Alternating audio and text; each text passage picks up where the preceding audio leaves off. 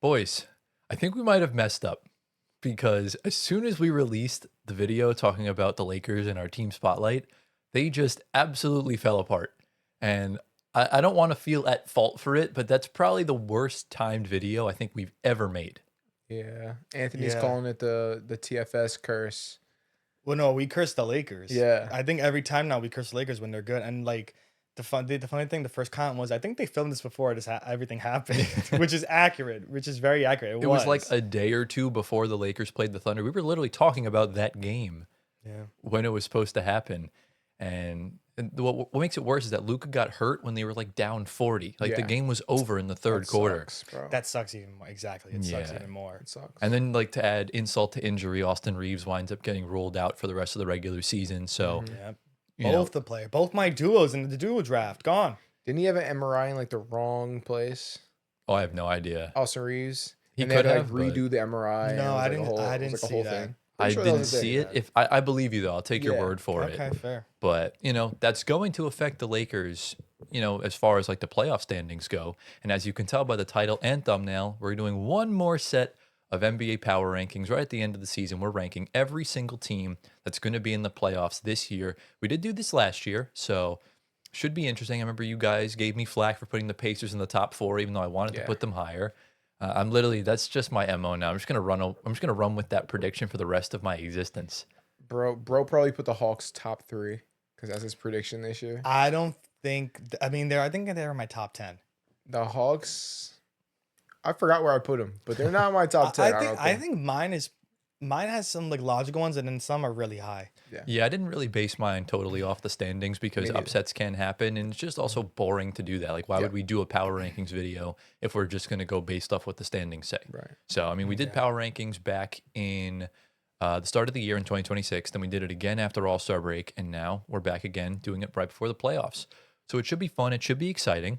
And before we kind of get into everything, I do want to show you guys a couple things on the screen because I thought this was really nice, and I really wanted to kind of shed some light on this because you don't really see a lot of positivity anymore in the media and in the NBA.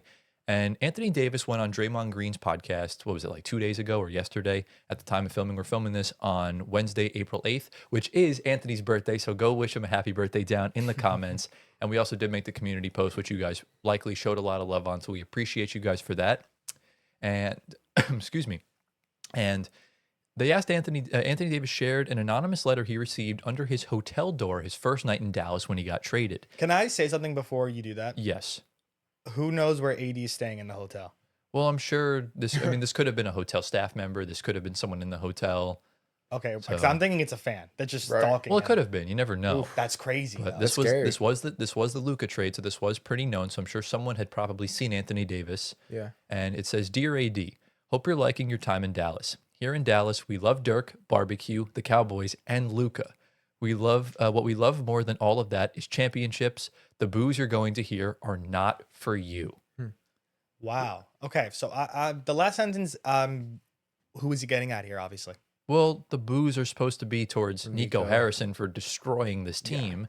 Like they're not Okay, booing yes, I'm Anthony sorry, Davis hold on. because Anthony Davis Sorry. and Max Christie came in and really that first 3 quarters of that first game, AD went nuclear. He had like 30 points. Austin Reeves, Max Christie hit like 6 threes in that game. Yeah. Like they were like positive impacts for them. I just had a big brain fart moment because I'm thinking this is before he got traded to Dallas. Oh no. Sorry, I Because read it- that 'cause completely it wrong. says Now Dallas that right makes here. sense. Yeah. That makes sense. I'm sorry. So Completely disregard what I shout said. out to whoever wrote that letter because, it's always tough getting traded. The business aspect of the NBA is tough.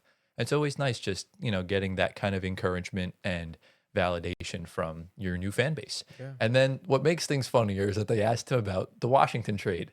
And his response was, I was like, damn, Washington? Wait, that's mad funny, bro. How did he say it? all kind of said the same thing, though. Realistically, in that I think moment. everyone said that. But thinking about it now, though, I don't really classify Washington anymore as like this hell on earth because Trae Young's there. But before Trey, obviously. But he was traded after Trae Young got yeah, there. so I was like, I don't know why he would say that, but, But like, I guess But again, Trae Young wasn't playing, so you probably forgot. You look at the standings, Washington's 15th in the East with less than 20 wins. yeah, and So it's it makes sense. Washington. I mean, look, Trey Young is correct. I do think the DC area is an underrated big market. It's just they're not good right now. It's a nice city. You but, know, like, when before KD went to Golden State, the biggest rumor was him going back home to DC. Yeah, but Well, that's yeah. their only hope is because KD's Yeah. from DC, And that's even not even then, gonna, he's it's not probably going to gonna wind up carry. going to Seattle when they come back Exactly. into the league, which is Exactly. where he started his Yeah. career. So, but yeah, shout out Anthony Davis. Shout out to that fan. And yeah, if you guys do enjoy today's video, be sure to drop a like, subscribe to the channel, get us to 11,000 subs by May 1st. You guys have a few weeks to get us there. We're probably not going to hit it by then, but you know, a big week can happen. I think we can do it. It's definitely possible, but it's on you guys to get us there. If you're on Spotify audio platforms, give us 5 stars, leave a review, answer the polls, all that good stuff. Follow our socials down in the description below. Our socials are here on the bottom of the screen. See my guy Giovanni, get him to 1 million followers on Instagram. We'll obviously do our first 45 minutes to an hour of news. And Antoine, are you ready to get into the first segment on your birthday? Let's rock. Into the first segment we go. So usually on this show, we always start off with a news segment, and thankfully we got a massive one, an unexpected one that dropped just a few days ago. And for the first time on this channel, we're going to be revealing a college overlay. That's right, we're talking about the University of North Carolina. How do we think the overlay looks, boys? Clean. That literally is Carolina It's blue. literally beautiful. We got the Navy on the border behind us. It's fire. I had a pair of Jordan UNC 11s back in the day. That's like the Looked classic just like ones. that. Yeah. Yeah. Exactly. And you might be asking, if you live under a rock like Geo, why on earth are you talking about North Carolina? Well, on the screen right now, we have the tweet from Adam Schefter, of all people, the man that broke this. This completely shocked me, saying North Carolina intends to hire longtime NBA coach Michael Malone as the school's next basketball coach per ESPN's Pete Thamel. He's an NBA championship coach with the Denver Nuggets from the 22-23 season, and he's won 510 games as a head coach for the Tar Heels. So, No, as an NBA or an NBA coach, sorry, for the There you Nuggets. go. I meant Nuggets. the Nuggets. So yeah, he did the contract, I believe, is 6 years for $50 million. And he coached 2 years in Sacramento with the Kings, then got fired, and then got the job with Denver, and basically developed Nikola Jokic and Jamal Murray into the players they are today, along with guys like Michael Porter Jr. And obviously, once they traded for Aaron Gordon, kind of helped him level up to be, honestly, Aaron Gordon's approaching one of the best role players of all time. Wow. As far as like the productivity he has on the floor, he had a 50-point game with 10 threes. He has a championship. He great. can kind of do it all. So Wait, let me ask you a quick question. I'm sorry. yeah, Michael Malone coached the Kings yeah. in what year? In like 2012, 2013. Is that DeMarcus Cousins like rookie? I think around that season? time, somewhere Interesting, around okay. there, and then fired him. That's why he really sympathized with Mike Brown when he got canned, because Monty McNair also fired him. Yeah. And it also felt unjust when Mike Brown got fired. Yeah. And we're going to put a tweet on the screen from the Field of 68. Now, this was during Michael Malone's press conference Yeah. when he first got hired. Gio. And I'm they asked, looking it up. yeah, they asked him about the Duke-UNC rivalry. And he says, I love rivalries. I'm excited to be a part of that rivalry. I know that Duke is a program down the road and they've had success. But I didn't come here to be second best. I didn't come here to lose in the first round of the ACC tournament. I came here to win and win at a big level. So pretty big statement for usually we don't see NBA coaches make that transition down to the college level, because it just makes more sense for them to stay in the NBA. And then they asked Nikola Jokic his thoughts before their game yesterday against the Portland Trailblazers, or whenever that game was, on him taking the job. And he said, I think it's a little bit different, but he definitely has the poise and the brain to do it. I think he's going to do a really good job because he can actually coach the guys. He's going to have time to coach the guys and teach them how to play the game the right way, which I think is a really powerful statement, because in the NBA, yeah, you're kind of teaching guys your way, but like these guys have already made it to the big time. So he's trying to keep them in the league. He's trying to mold NBA players now. And this is something that coaches have struggled with in the past. And we're seeing guys like John Calipari, for example, is very good at doing that. Mark Few is another name that's good at doing it. And that's obviously very important. And then we have a tweet on the screen. This is from October 23rd, 2025, an interview with Inside the NBA, as Michael Malone's been an ESPN reporter for the past season.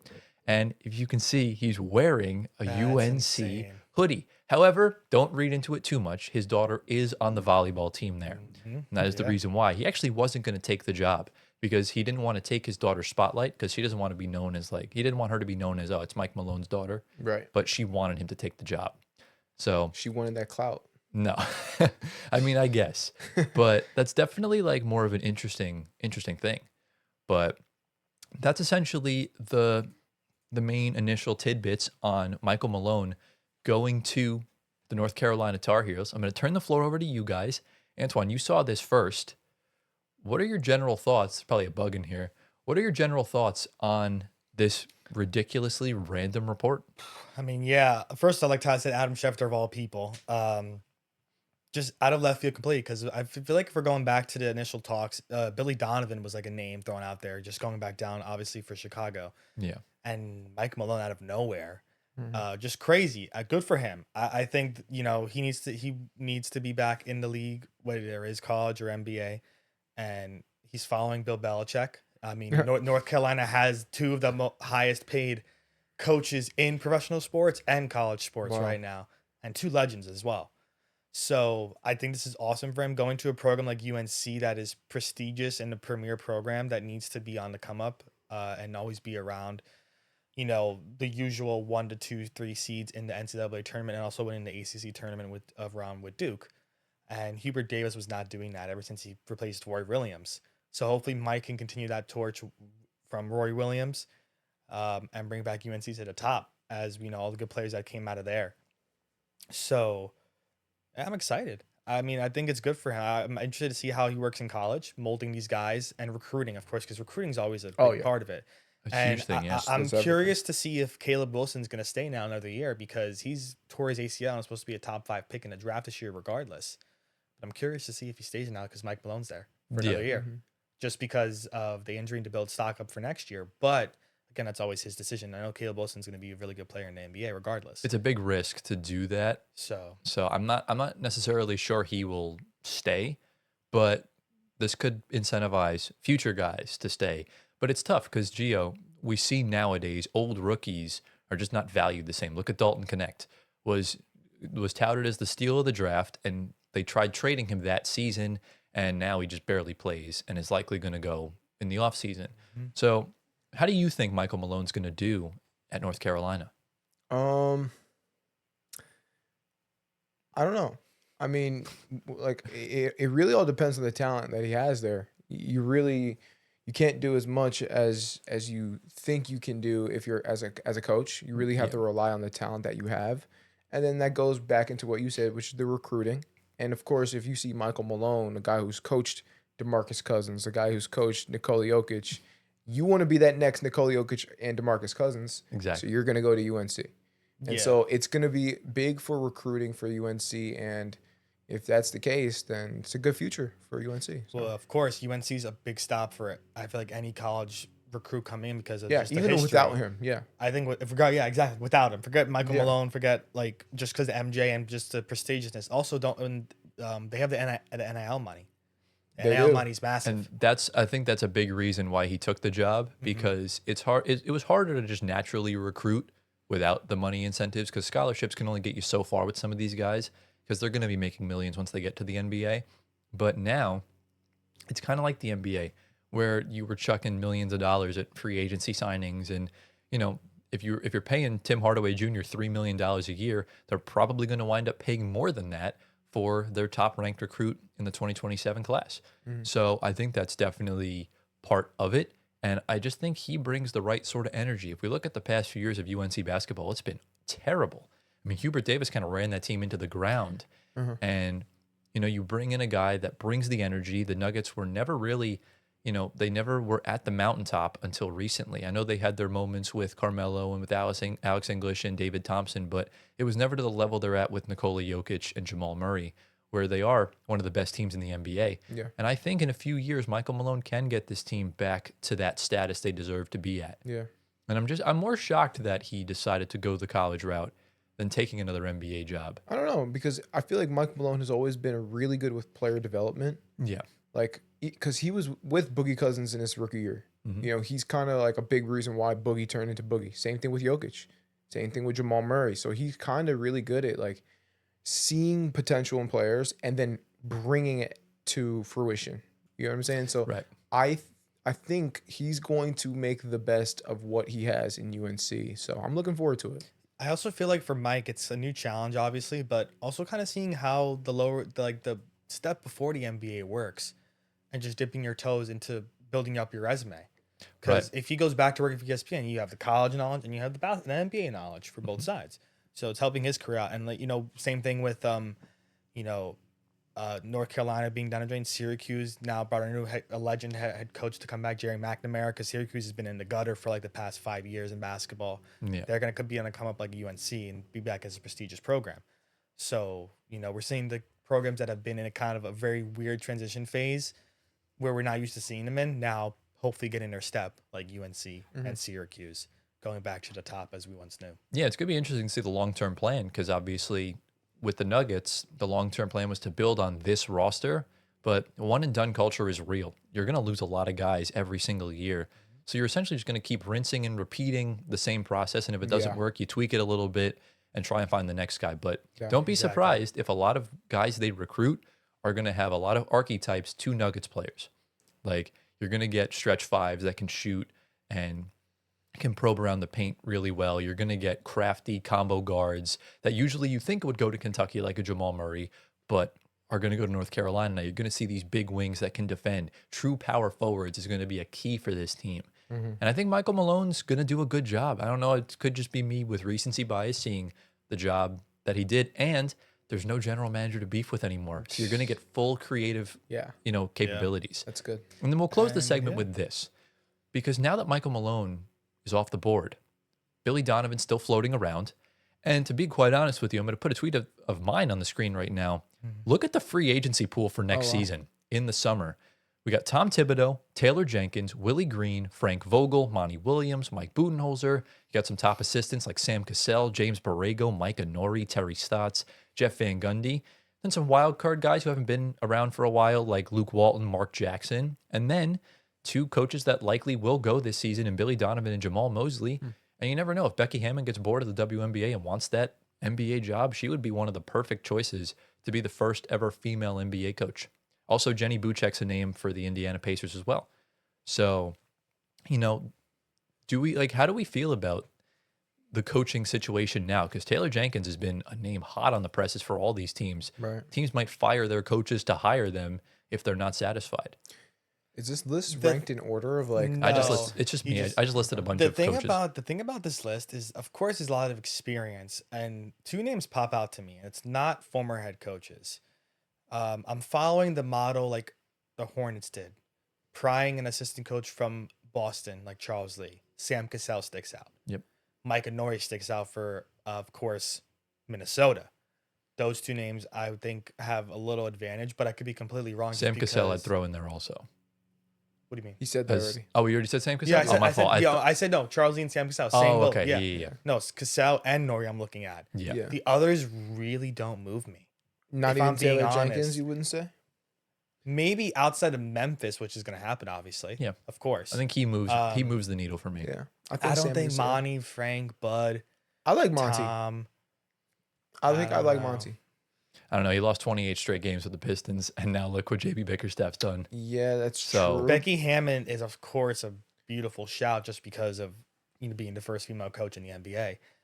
And she's from the Popovich tree, so it makes sense. But if you look, a lot of the great coaches in the NBA started out as assistants, right? Like, look at Jordy Fernandez, Ime Udoka. Will Hardy was from the Ime Udoka tree, along with Sam Cassell and Charles Lee, what he's doing with Charlotte now. Jordan Ott is another name that was an assistant coach last year. Look, I'm sorry. I think we can say Jeff Van Gundy, Mark Jackson are not going to be coaching again. Van Gundy's on the Clippers staff right now with Ty Lue. Oh, is he Yeah, actually? he's an assistant. So I think he is an option, but I firmly believe Tom Thibodeau deserves another chance. I agree. I think he should. You forgot a name when we just talked about this 2 days ago. Who? Where's Mr. Ham? Oh, I forgot. I ran out of characters. That's why. But Where's Mr. Ham? Look, Darvin Ham, if he can get his hands out of his pockets, then maybe. But I don't think he has interest in head coaching right now. Yeah. But the names are interesting. And if I were to just make an educated guess, I would think that Billy Donovan and Jamal Mosley do get other jobs in the offseason. And to be quite honest with you, Mike Inori's probably the other name that goes if Minnesota makes a deep playoff run. So Yeah, because we saw that experience when Chris Finch tore his ACL. That's ACL insane. Yeah. coming in. Yeah, it's a crazy yeah. situation. Also, to piggyback off Malone, Malone also has the advantage of the transfer portal. A lot of players might want to come play at UNC now. Exactly, He can yeah. pick his poison Pull when a he Rick gets to the transfer Pitino. portal and get those players in, of course, that are going to be a little more experienced. Yeah. Also, So- David Adelman, by the way, is another assistant coach that wound up becoming a better head coach. I mean, but you're on the fence about that. A little Yeah, bit. but remember, there are assistant coaches that don't pan out, like Jacques freaking Vaughn. But I guess that's not totally important. But yeah, that concludes essentially the Michael Malone to North Carolina hire. Let us know down in the comments. Was this the right choice? And who do you think is going to be the first head coach hiring in the NBA this offseason? Did you forget about Joe Mazzulla too? Yeah, I did forget about Joe Mazzulla. That's a pretty big That's one. literally one of the top ones. That's a Because big you know, one. because you know why Ime literally spent like barely a year there. I keep thinking Mazzulla started Listen, there, but I am a Celtics hater, but I am a Joe Mazzulla no, lover. I love listen, Joe. listen, as a Nets fan, I should hate the Boston Celtics, but that franchise does nothing wrong. You have to respect them. Like, Yeah. how do you find somebody that's a little bit? I mean, he's not incrementally better than Udoka, but somebody on the same level. Yeah, and I be a mean, little better is crazy. It is what it is at that point. So- But shout out to Joe Mazzulla, shout out to Michael Malone. And boys, are we ready to get into the player spotlight? Let's go. Yeah. Into the next segment we go. Ladies and gentlemen, welcome back to Tyler's Player Spotlight. So if you're new around here, this is the segment where I talk about a player or a team that's either playing really, really well or really, really bad. Now, last week, if I remember correctly, we talked about the ridiculously close MVP race that, funnily enough, pretty much got thrown out the window as soon as we uploaded that, because that Wemby Jokic game was Phenomenal. incredible. Chef's kiss. And I think Jokic has gotten himself back into that second spot, and SGA is going to win the award. I don't really think it's a competition anymore. And unfortunately, Luka is hurt. Yeah. So that kind of is that. But if you Wraps guys it do want to go check that out, the link is down below in the description, or click the link above Gio's head. Today, we're kind of sticking along the same realm of talking about multiple players at once. And we're kind of talking about another award. And we're going down to the Dallas Mavericks and talking about Cooper Flagg. So Cooper Flagg, as we know, it's been kind of a whirlwind of a season for him. Started out really slow, playing point guard, which I think was just a ploy to get Nico Harrison fired because the team looked like garbage. Two, they finally gave him the keys. And dude, he has been hooping his butt off these past few weeks. And unfortunately, the Mavs have missed the playoffs already. So that's kind of that. But are we ready to talk about some stats on Koopy? Please. That's right, Koopy. I call him Koopy. Me and Kev kind of started doing that. Shout out him. I think it's one of my more underrated nicknames for a player. Koopy. Koopy, yeah. So, anyways, last week against the Orlando Magic, he recorded his first ever 50-point game. He had 51 points in that matchup. They did lose, but again, they're trying to kind of tank so they can pair Koopy with another pick. He's the youngest player to ever drop 50 in a game and the first teenager to ever do it. He also joined Michael Jordan as the second rookie to have multiple games with over 45 points. Wow. And then we have a tweet from Underdog Sports that we're going to put on the screen right now. Most 40-point games by a rookie in the last 50 years. Wow. Michael Jordan has 7. Allen Iverson had 5. And at number 4 is Cooper Flagg. And there's still 3 games left in the season, which means he can technically catch up to Michael Jordan in that span of time. Although he probably won't, which is kind of tough to do. And this season, Cooper Flagg is averaging 21 points, 6.5 rebounds, 4.5 assists, over 1 steal a game on 55% true shooting and 26% usage rate. That's crazy. Remember, Anthony Davis has barely played this season, and Cooper's really been given the keys. Kyrie's out for the whole season, so he never even played. The one thing kind of going down for him is that the Dallas Mavericks offensive rating is still third bottom in the NBA with and without him on the floor. But it's kind of hard to compare it to someone like Con Knipple, who the Hornets are actually good. The Mavs Right. just aren't. And that's kind of the trade-off. When you're a generational talent, you're never really going to go to a good team. We see this all the time, right? Like AJ DeBance is either going to wind up on like the Nets, Pacers, Kings, or even if a play-in team gets brought into the top spot, they're still not going to be like that good. Also, apologies if you hear some background noise. There's someone mowing their lawn behind us next door. Leaf blowing. Oh, leaf blowing, kind of the exact. same thing, yeah. Anyways, we'll put another tweet on the screen from the NBA. 96 points in the game. This is crazy. So, over his last 2 games, Cooper Flagg has recorded 96 points, 14 rebounds, and 12 assists.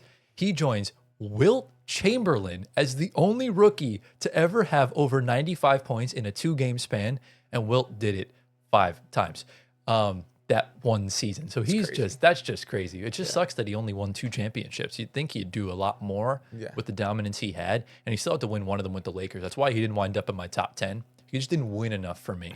Seems like the empty stats kind of guy, but that's besides the Just point. swap him with Bill Russell's team, and he's cooking. I'll guarantee you that. Hey, look, we'll have to see. But at the end of the day, that's just what it is. Yeah, I guess. And then we're going to put a tweet on the screen. This is from the Charlotte Hornets Reddit, which does the Rookie of the Year straw poll by Tim Bontemps. Obviously, we talked about the straw poll with the MVP last week. And Con Knipple's actually in first place right now with 81st place votes. Koopy's in second, and Gio's boy VJ Edgecombe. Shout out VJ, great season, but he's nowhere near the level of Con Knipple and Cooper Flag as far as that goes. As far as like rookie season. He could be, but he's just on a team where Tyrese Maxey's just going insane. Exactly. You know what I mean? Yeah. So it's like, it is what it is. And then they actually interviewed Cooper Flag after one of his games about the Rookie of the Year race with Con Knipple. And here's what he had to say for the audio listeners. I'll read it out. We're very present people. We talked about that a lot last year. For us, it's about being present every single day, just staying where our feet are, just trying to get better every day. And I think that's what led us to both being in this conversation and having this unbelievable year. All right, sorry about that. We had to cut for a second because the leaf blower got a little too close to the house. But anyways, we ended on the interview with Cooper Flag. So now we're going to change the overlay from the Dallas Mavericks over to the Charlotte Hornets, and we're going to talk about Con Knipple. Now, we talked about Con Knipple a little bit when we did the Hornets team spotlight, which you guys seem to love, by the way. It got a bunch of views. If you guys do want to go check that out, I'll link it down below or link above Gio's head. This season, Con Knipple's averaging 19 points, 5 rebounds, 3 assists on 48% from the field, 43% from 3, which is top 10 in the league, and 86% from the free throw line. He is flirting with 50, 40, 90. He's not going to get it, though. He's not going to get it, but that's It's crazy. close, yeah. As like a 6'6" guard, Yeah, he's a high volume scorer. Yeah. Like, it's crazy. I think he's 4th in the NBA right now in 3-point attempts per game. And he's leading the league in total 3-pointers made. He's made 268 of them, shattering the rookie record. And he's doing this on 64% true shooting. Wow. That's elite. Like, that's top 20 in the NBA. He is the most efficient volume scoring rookie of all time. Wow. We've never seen anything like this before. Even Steph Curry was never like, he took him a couple years to kind of really come to form, which is just kind of crazy. And then a couple stats on Con Knipple that are pretty interesting is that he's one of 5 players to shoot 56% from 2-point range and 43% on 3-point range, averaging a minimum of 5 attempts for each of these categories. So shooting 5 attempts from 3 per game and 5 attempts from 2 per game, joining Steph Curry, Kevin Durant, Nets legend Michael Porter Jr., also Nets legend Kevin Durant, and Zach LaVine. And then we also have a few stats from my guy Carson from Nerd Sesh. Shout out to him. Nerd Sesh, sorry, my English is failing me. Charlotte has the best offensive rating in the NBA since January 1st. The Hornets are 39-19 when LaMelo Ball, Brandon Miller, and Con Knipple all play. And Con Knipple has the 5th best plus-minus of any rookie, averaging 15 points per game in the play-by-play era. Wow. Which is kind of crazy. Wow. And then the last 2 things we're going to put on the screen is from Joel Morin from Pick a Side, so shout out to him. And he tweeted this the other day saying, debating with my boy JC right now. He said that Cooper Flag is having a top 10 rookie season ever. What do you think? And then I replied to it and I said, 27-5 with 3 games over 40 and only 26% usage, I think is top 10 at least, and one of the more underrated ones because we're in awe from what Wemby did 2 years ago. And I've been on the record saying that Cooper Flag's going to become an underrated player just because of who Wemby is, of what we saw him do. It's like, yeah, he's great, but look what this dude's doing. Like, it's hard to tell. 7'5" with an 8-foot wingspan. Yeah. And then he quote tweeted himself with some rookie seasons off the top of his head, saying Michael Jordan, LeBron, Melo, Shaq, Bird, Donovan Mitchell had a good rookie season. Obviously, Wemby, Luka, AI, Magic, and Tim Duncan, saying he's not top 10. I think that's totally fair to make the argument that he at least brings up consideration regarding that. So, I mean, do we think Cooper Flag or Con Knipple's having a top 10 rookie season? I say that you take out Melo. Take out Take out Carmelo. Donovan What did Mitchell. What did you just say? Yeah, I'm sorry, Anthony, but we got to do what we got to do. What did you just say? This is some premium rage Listen, let me bait. tell you who's staying on this list. It's definitely going to be Tim. It's definitely going to be Magic. It's definitely going to be AI. Yeah. Definitely going to be Victor Wembanyama. And it's definitely going to be Shaq, Bron, and Jordan. I would also include Donovan Mitchell's rookie year. Really? I think Donovan Mitchell had a good rookie year in Utah. But I don't know if it was great. Let me tell you what he did. Let me pull up some stats. I don't think it was great. I think it was like, oh, wow, this guy's better than we thought. But I don't think it was like some So Donovan historically top 10. Donovan Great. Mitchell in his rookie year averaged 21 points, 4 rebounds, 4 assists on 43% from the field, 34% from three, It's not great. 50% from 2-point range. It's kind of the same as Coop if we're putting Yeah, numbers. it's pretty much the same. Except Coop is cooler. Yeah, and So Donovan many Mitchell also finished second in rookie of the year that season, which Behind is who? also kind of crazy. He also had 2 games over 40 points Who the hell won in rookie of the year in the 2018 season. Ben Simmons, who also had a good rookie season. Oh. Wow. So how's Ben Simmons now on this list? You know what I'm saying? Well, yeah, Ben Simmons wasn't prolific offensively. Then That's why the- do you only win averaged Rookie of the Year? he only averaged 15 points. He won didn't- because of the hype. That's probably why. probably there, but it's understandable. Yeah. I can't believe you said Melo's off the list. Melo, look, okay. I guess Cooper's just not a top 10. I guess Rookie of that's the fair Year. to say. He's on the cusp of flirting with top 10. You could definitely make the argument. He's But top 15. I think Cotton has a better argument because of the stats he's putting up. No, he's not. He's No. nowhere near averaging enough points. He's averaging less than 20. You can't have a top 10 rookie season if you're like everything else he's doing is He's great. very efficient. But there's other guys that are shooting just as efficient from him or with him, but are also averaging Yeah. 25 But points. why do you have to score 20 points to have a top 10 rookie season? Because you have to do everything. Yeah. Like, yeah, Con Kneppel's an elite shooter. I mean, he's 1 point away if we're being realistic now. Realistic, yes, but at the same time, it's just not enough. So listen. Okay. If All right. Con Kneppel, look, the Hornets are a much better team than the Mavericks. If Con had the keys like If Dallas, Con he would was on absolutely- Dallas, then we're talking. Yeah. Say Then we're again? talking 23 points per game for Con, most likely. Yeah. Oh, yeah. If Con okay. was on the Mavs. Yes. But remember, since it's he's on also, the- but it's different though. I think Cooper's a better shot creator than Con. Yeah. I think Con's really good off ball, but he can create his He own can shot. create. But I just think Cooper's more so that elite sort of offensive talent, especially like looking long term. I don't know. Con. So Cooper, the difference between them both is Cooper is the scoring, like Tyler said. It's the scoring threat, rebound, everything. Con is the Swiss Army knife. Yeah. Does everything. He can do everything. Coop cannot do that like Con does, but Con cannot do what Coop does. Absolutely not. Yeah. And this complete difference. begs the question. I know we're going to talk about it next week because next week's going to be our playoff predictions, and we're going to also reveal our NBA awards. Who would you say right now is the rookie of the year? Because I feel like it was Con to start off the season. Yeah. Then Coop kind of started to catch some fire in January. Then Con took back over again, and now Cooper Flagg's averaging 48 points in his last 2 games. So this is as close of a rookie of the year race as it's ever been.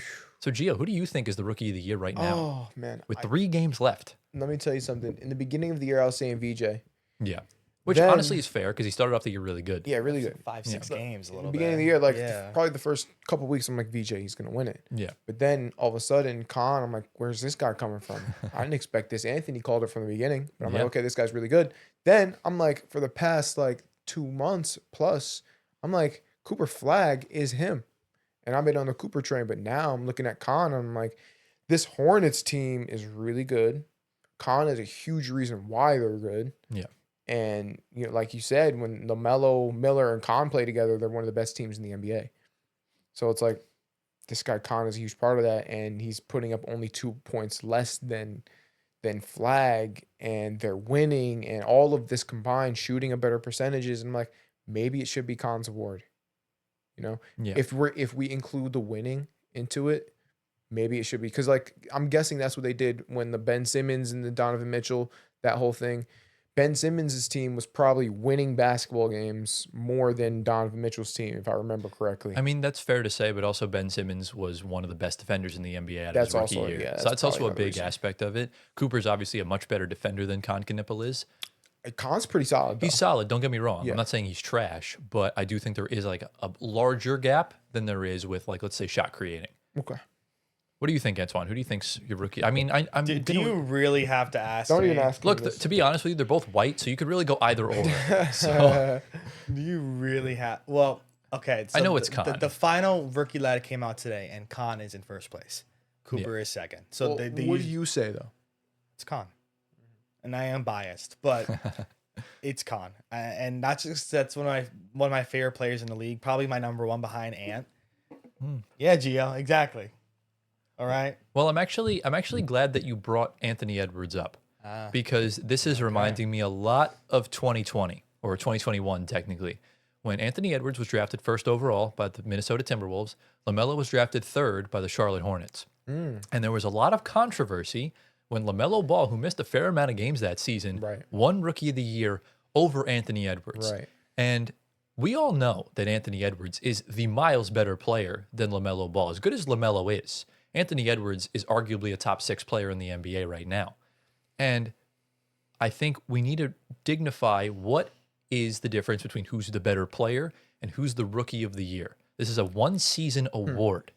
And we all know long-term, in 10 years' time, Cooper Flagg is going to be a superstar. Right. He's that dude. He's going to be a much better player than Con Knueppel. Right. However, in this 2026 season, in this rookie year, Con Knueppel has been just as good statistically.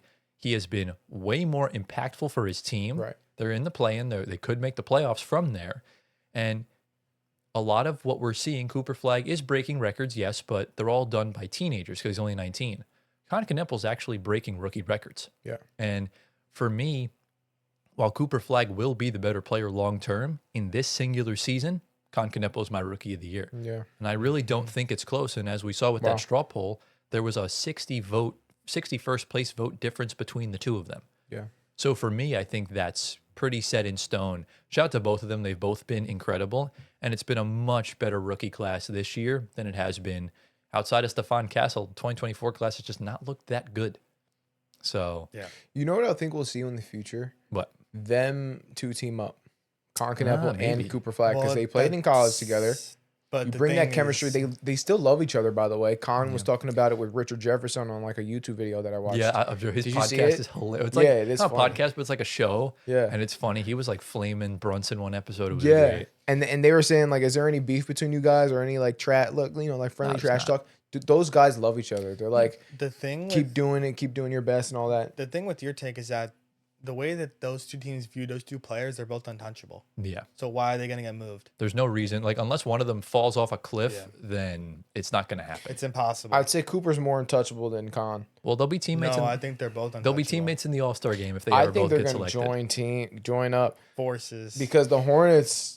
Look, Why would you do that if you're the Hornets? You're finally like- back to being in the playoffs. Yeah, why would you do that? The Hornets right now why are on would you do that? they're on a high look, trajectory. it's going to take time. It's not going to happen. It's Maybe, going to happen. okay, Mark maybe. my The- words. The thing with this though is that their first free agencies, they're all going to be re-signed because they're RFAs. It could be second free agency. Maybe. Yeah, that's what I'm saying. No, the only chance it has is if one of them requests out and the other team is missing that one piece, or if he specifically requests. Yeah, I mean, Which, like I said, It's gonna happen. Anything can happen. No one thought that De'Aaron Fox and Malik Monk would ever team up. But again, Cooper Flagg and Con Knueppel are like 10 times the player as both of them. yeah. So it's going to be a lot harder for them to team up. It's going to be a lot harder for the Mavs and the Hornets to get off of those guys because their front offices have gotten significantly better since they both got there.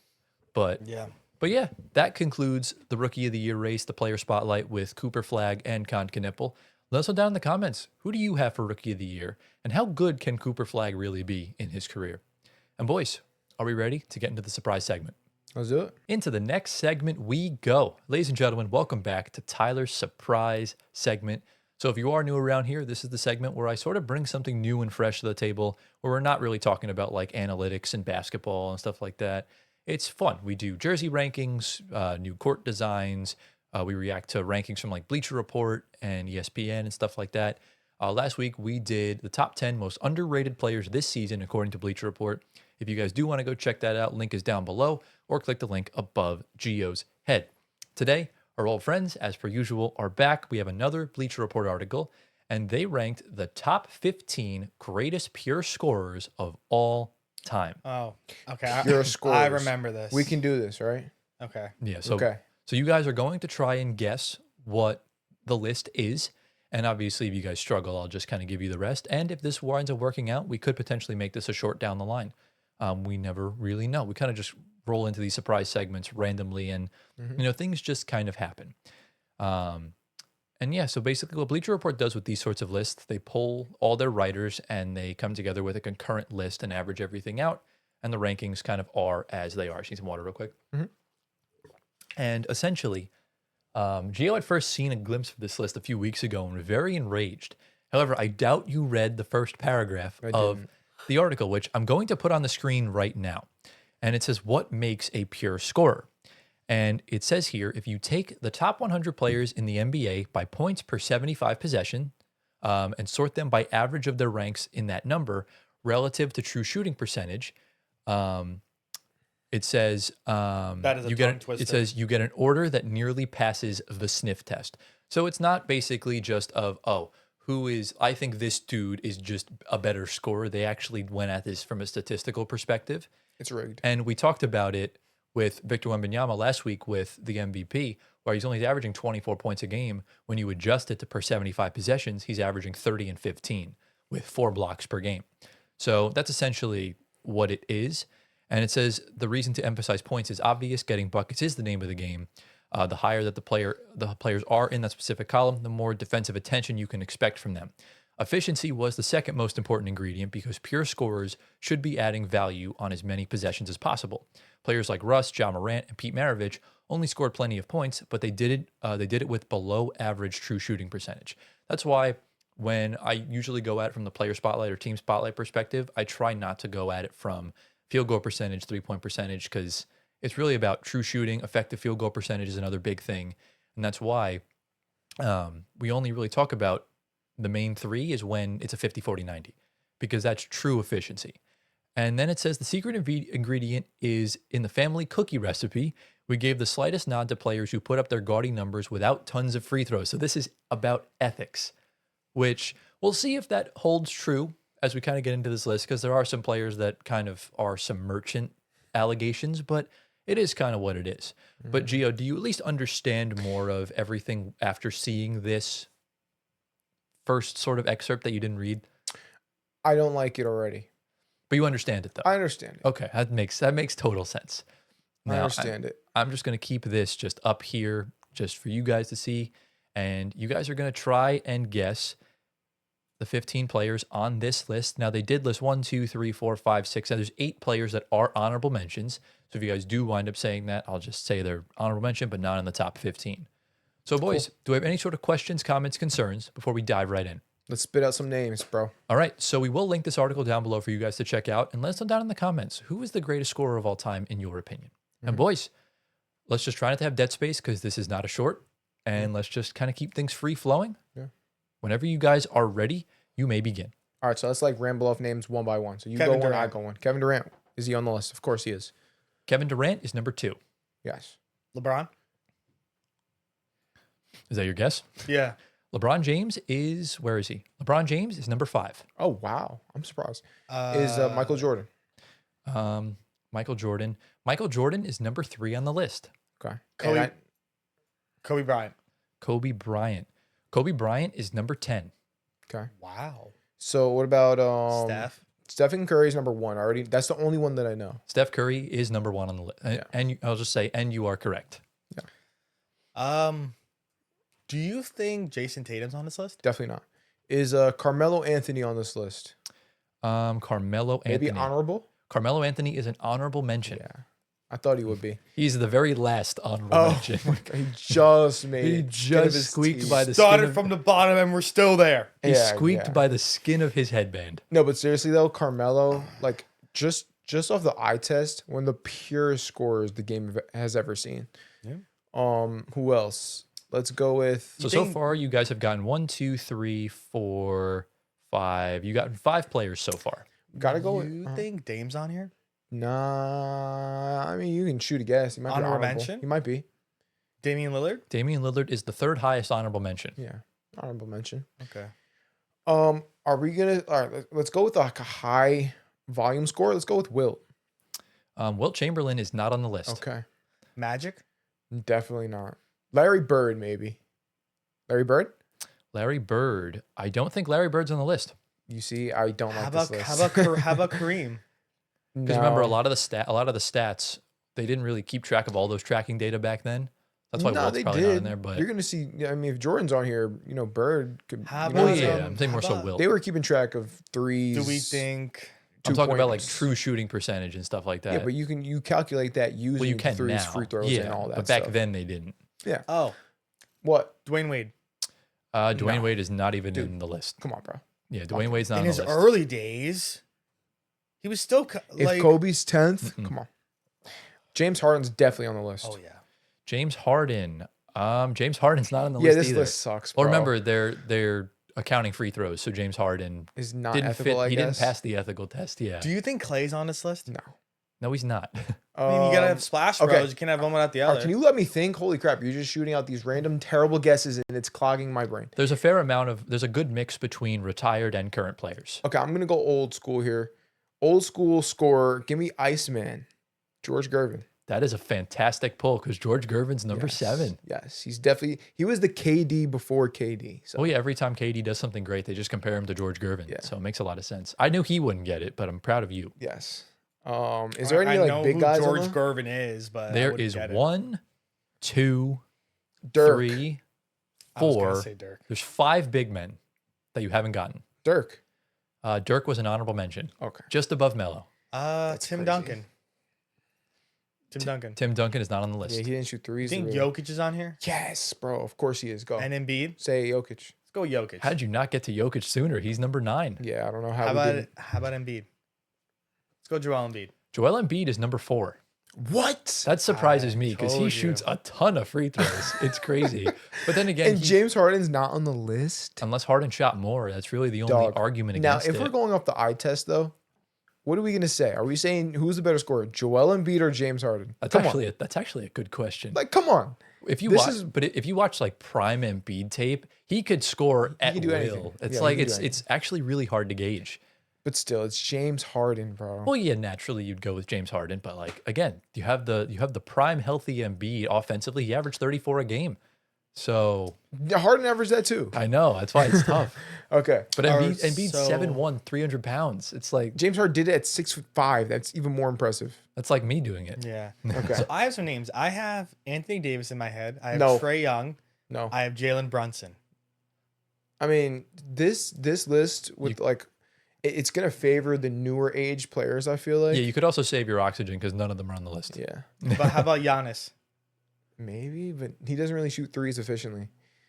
This is like you have to shoot efficiently from every single Luka. spot. Luka, yeah, Luca is number 8 on the list. yeah, Anthony Edwards. nah. Hit me, nah. Honorable mention. May you can shoot it. Don't even bother. Yeah. Oh, SGA. SGA. Yeah, SGA is definitely on this list. He's number 6. Wow. So while he does shoot a lot of free throws, he is he's like one of the most efficient guards right now, at least in this like past like 5 to 10 years. So it's not surprising that he's on here. He won the scoring title last year. He's that dude. I'm tempted. So you said there's a lot more bigs than we thought, right? So yeah, here I'll tell you guys what you're missing right now. So on the screen, obviously, the viewers at home, you guys will see everything, but we don't have it right now for these guys. So they have 1 through 10. They have 1 through 10. we got so- all of them. You guys are basically missing 11 through 15. That's it. Yeah. Okay, and they're all. Can you give us like the era or So something like 11 through 15, 2 of them are guards, the other 3 are big men. Okay. And I would say that 2 of them are retired and the other 3 are currently in the league Allen- right now. that? Allen Iverson. He is in, I don't even think he was an honorable mention. He's Wow. not even on the list. Okay. 3 currently. Kawhi Leonard. Nope. Okay. Let's go with you said 3 are retired, 2 are retired. 2 are retired. All right, you go with current. I I'll will. go with. Well, Paul George. This is He's not on no, the list. Okay. All the 2 guys that are retired are all-time greats, and the 3 guys that are current, one of them's an all-time great, one of them is a Hall of Famer, and the other one is an all-star superstar in the league right now. Okay. What about Steve Nash? Not on the list. What about The two retired players are big men. Charles Barkley? No. Oh, Karl Malone. Karl Malone is number 15 on the list, which means we get to put Bert. Let's go. I'm gonna throw out Jason Tatum. I would love for Jason Tatum to be on here, but he's not. Sucks. Okay. So you got 15. You guys are missing 11 through 14. Again, you're missing one more big man One more that's big man. retired. Elijah Wan? Nope. Do we say that? You're on the right track though. Okay, David Robinson. Nope. Wrong one. Okay. Oh, I know who's Wemby. No. I said the big man's retired. No, but the current ones. A retired big man. He But said there's I'm on also- the right track with But Elijah. there's Wan. also a current big man that is an all-time great. Current. Yes. It's not Jokic. No, we already It's got not Jokic. Embiid. No. This should be easy. It's not Gobert, bro. No, why would Okay. it be Gobert? Yes, he made a great shot in the playoffs, but it's not him. Yeah. And it's not Anthony Davis. No, but you did say his name beforehand. Oh shoot. Oh, I did? Just think of the best players in the league right now. What did I It's not say? that hard. But one of the best- Giannis. Yes, Giannis Antetokounmpo is number 11. I told you, Gio. Why would Giannis not be on Come here? on. He's one of the best rim runners in NBA history. Well, then if he's on here, Shaq has to be on here. Then yes, Shaq is number Okay. 13. That makes sense. That's understandable why you didn't say Shaq. I was like, why haven't you? Yeah. And then you're missing two guards Current. that are in the league right now. One of them is a Hall of Famer already, and he's going to be a Hall of Famer when he retires. And the other one is on track 2. He's an all-star right now, superstar. Russell Westbrook. No, Oh. De'Aaron Fox. no, Tyrese Halliburton. no. Better than both of them. Better Um, than both of them. Devin Booker. Nope. Hall of Famer. Tyrese Halliburton is better than Devin Booker. Let's be honest. You said Hall of Famer. Yeah. Is it? It's not Chris Paul. Nope. He Oh, retired. he was remember? retired. Yeah. Donovan Oh. Mitchell. Donovan Mitchell is number 14 on the list. I hate this list. And one of them is going to be a Hall of Famer. Donovan Mitchell's on here and James Harden's not. Let me see what they said What do we about think Donovan about Mitchell. that? So yeah, points per 75. He's got the 7th best. Oh God. So So we're missing number yeah, 11. It even says this one's a bit of a stunner. But it says his scoring profile is far more impressive than people realize. He's 8th in NBA history in points per 75 possession. One of the most ethical bucket getters. Yeah, he doesn't really take a lot of free throws. And he's had 70-plus point games. Like, he's that dude. So the last one we're missing on 11 is another guard that's a Hall of Famer, Currently. He's number 12, this guy. and he's a Hall of Famer. Like, He's going to be a Hall of Playing Famer. now. He is an NBA champion. And you might have forgot. You might be forgetting about him for a very specific reason. Think of the best scorers of our generation. This dude is an NBA champion. This should be Best easy. scorers of our generation, Yeah. and he's an NBA champion. Yes. He recently played in an NBA Finals. Are we talking about Jamal Murray? No. don't tell me it's Klay Thompson. No, It's it's not not Klay. Klay Thompson. But he's you're kind of on the right track with Klay Thompson. He's a Klay Thompson play style. No, but maybe he associates with Klay Thompson. Don't tell me it's Draymond Green. No, you're thinking of the wrong team, sir. Oh, Megan Thee Stallion. He might be a teammate with Klay Thompson right now. Kyrie Irving. Oh. Kyrie Irving is number 12 on the list. But, sir, you must address him properly. Nets legend. Nets legend Kyrie Irving Yeah, come is on. 12 That should have on been the one of the list. first names we threw off. Not really. Well, no, because people forget because he's hurt. He hasn't played all Yeah. year. But, yeah, shout out to Kyrie Irving. And they have a Nets picture, which is lovely. Yeah. And, yeah, I mean, Kyrie's one of the most skilled players of all time. He's probably the most skilled in my opinion. And then, Gio, I know you had a problem with Steph being number 1.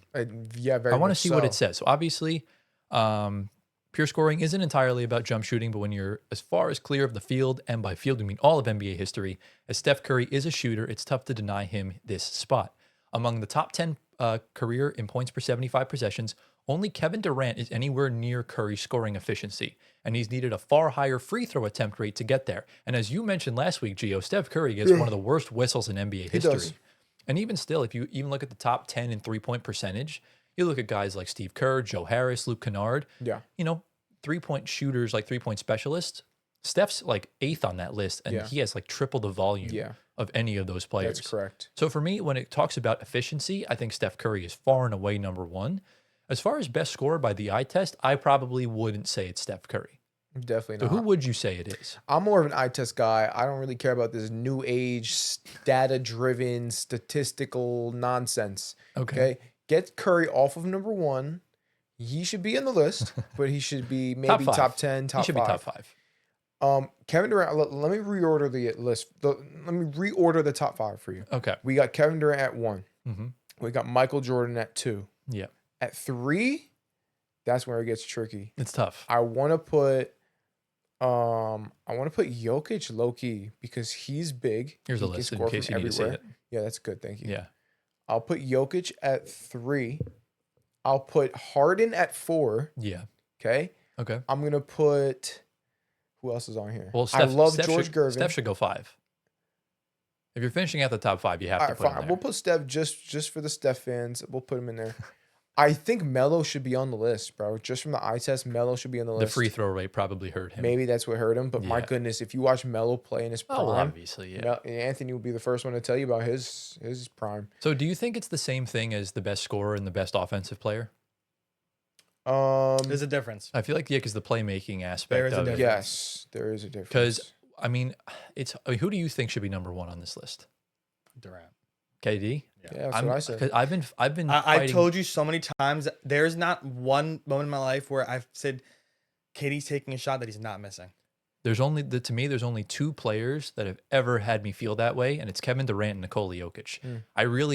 You could put either or at number 1, and I would be totally okay with it because I think Jokic is the greatest offensive player of all time. The thing with Durant now I'll say Durant on OKC and not OKC, OKC and Brooklyn, he was not missing anything. Yeah, that 2021 playoff run was I think ridiculous. Phoenix and Houston's a different story. No, he could still get He can his still buckets. do it. Yeah, the team's just not as good. Yeah. But when it comes Okay. down to between Jokic and KD, it's tough because when it comes to offense, I think Jokic is far superior because of the playmaking aspect. That's why I think he's the greatest offensive player ever. But when it comes down to just pure scoring, well, yes, Kevin Durant, you've seen the mid-range mastery and everything like that. Does Jokic really miss either? Like, No. I still say KD when just pure scoring. It's KD. I Offensively, I think it's both of Jokic. them. I like your take. Jokic is the best offensive Oh, player by of all far. time. To me, it's not even really close. I mean, it's close. We I do can't say think- it's by far. I mean, I don't think it's a ridiculous gap, but I do think there is a gap between Jokic and the rest of the field. Who would be second? Second, that's tough. But the thing with Jokic to compare with these guys is you're looking at a center compared to a prototypical small forward scorer. Yeah. Durant's not supposed to be rebounding and throwing out dishes. Well, Jokic is 11, doing But that. Jokic isn't also They're the supposed to same shoot height. 48% from 3. But it's Nor a new, is he supposed to be it's having a new 10 era assists. as Right. a center. Exactly. That's where it's interesting because I feel like best offensive players ever. You're looking at the Currys, you're looking at KD, MJ, LeBron, Steph, and even guys like SGA is climbing up the ranks as well because he also just hasn't really been missing. So that's where it's tough. And then as far as the other honorable mentions, Wilt was actually the top honorable mention. Kareem was on here. Damian Lillard, James Harden. Oh, so James Harden was an honorable mention. I didn't Yeah, he notice that. was. Dominique Wilkins, Adrian Dantley, Adrian Dantley. Dirk Nowitzki, and Carmelo Anthony. Wow. So shout out to all those guys. And Okay, honestly, this is not a bad list. I don't mind it We at got all. all of them. we Yeah. did. I mean, we better get all of them. You better go. This is like the best players ever. Yeah. I just didn't know. I knew he wouldn't get George Gervin, but shout out to you, Gio. Yeah. Yeah, I would. I mean, I know who George Gervin is, but Yeah. I would have probably said it. Fair enough. But yeah, that concludes Bleacher Report's top 15 greatest pure scorers of all time. Let us know down in the comments who is the greatest scorer in your opinion. And boys, we've reached that point in the episode. Are we ready to do some power rankings? Let's go. Welcome to the second half of the show, ladies and gentlemen. It's the main segment. As you can tell by the title and thumbnail, we're going to be giving our power rankings for the NBA playoffs. So essentially, the title will say we ranked every NBA playoff team in 2026 because I have to now differentiate from last year because we did this last year. And like I said, some pretty interesting things happened last playoffs, and a certain one of us went kind of viral for a specific prediction that sent a specific team's favorite team home. That was very tough English, but anyways, you get the picture. He's never gonna live this one down. Bro. Why would I ever? I mean, I don't know. I don't know what he's talking about. You're talking about the Pacers, bro. Where's Oh, your head really? at? I don't know this. Yeah, the That team doesn't exist in my the- mind. That means you lost to John Cena in the conference finals. Exactly. That's basically what it is. But I mean, think about it. Like outside of Pacers fans, did you genuinely see anyone that early make that prediction? Nah. That's the thing. It's like one thing to say, like, oh, like the 4 seed, they could get there. But in June when they re-signed Siakam, I said low key, if they're healthy, they'll make the finals.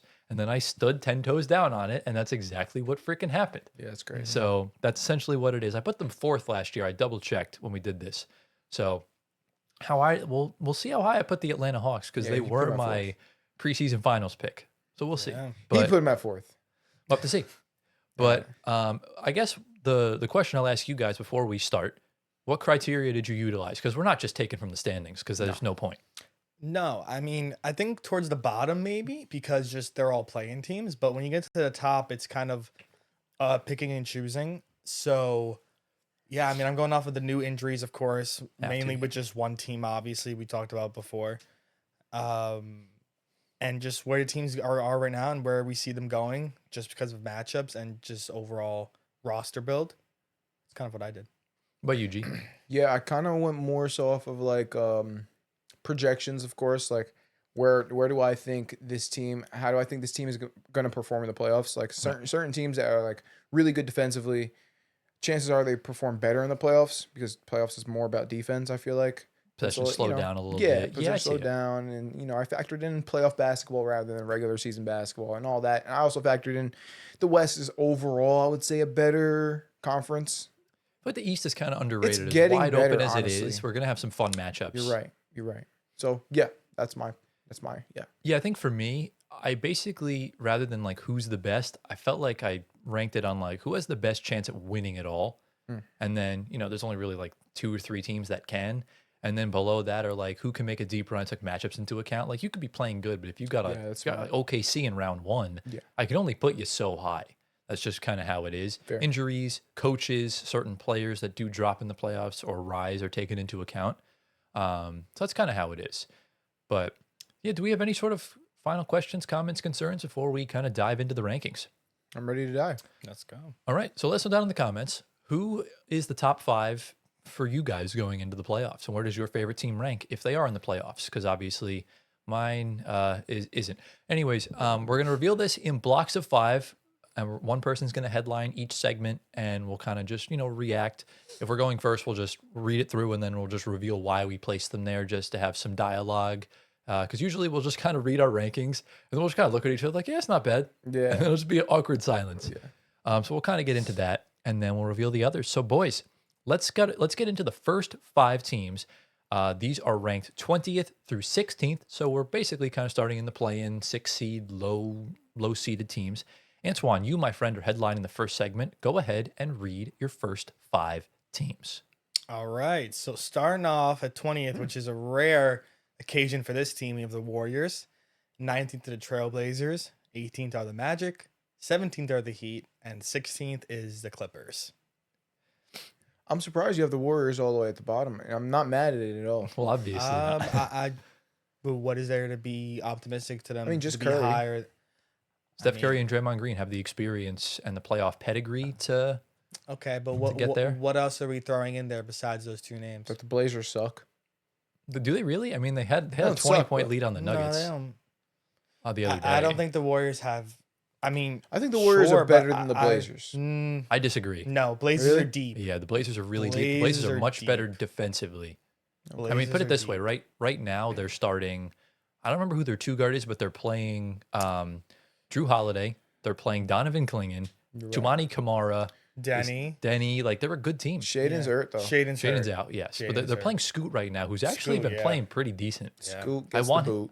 him to succeed. I feel really bad for the kid, Yeah. but We'll see. that's why G League Ignite folded. I mean, yeah, so going back, so Magic don't see. I think the Heat are a lot better, obviously, than the Magic just because of Spoelstra Yeah, I and think the so team they too. have. Yeah. And the Clippers because of Kawhi. I got to put them above the Heat because we know how Kawhi is. Even though they lost Zubac, I mean, you got Garland and Mathurin. Mathurin's a playoff riser from last year. Mhm. We'll see what Garland's made of, obviously, too. Yeah, But Kawhi, I trust heavily with that just team overall. I don't And remember. that's why you put them at 16. I don't remember if I Plus, put they're the better than the Warriors. They have a more full team. I don't remember if I put the Clippers in the higher tier or not, and I also don't know if the Heat are better than the Magic because, like, obviously they have good games, but then the game last night against Toronto, they lost by like 30, and they just played mid all across the board. Bam The had Magic? like 7 points, and the Magic just locked them down. They have better defenders. Yeah.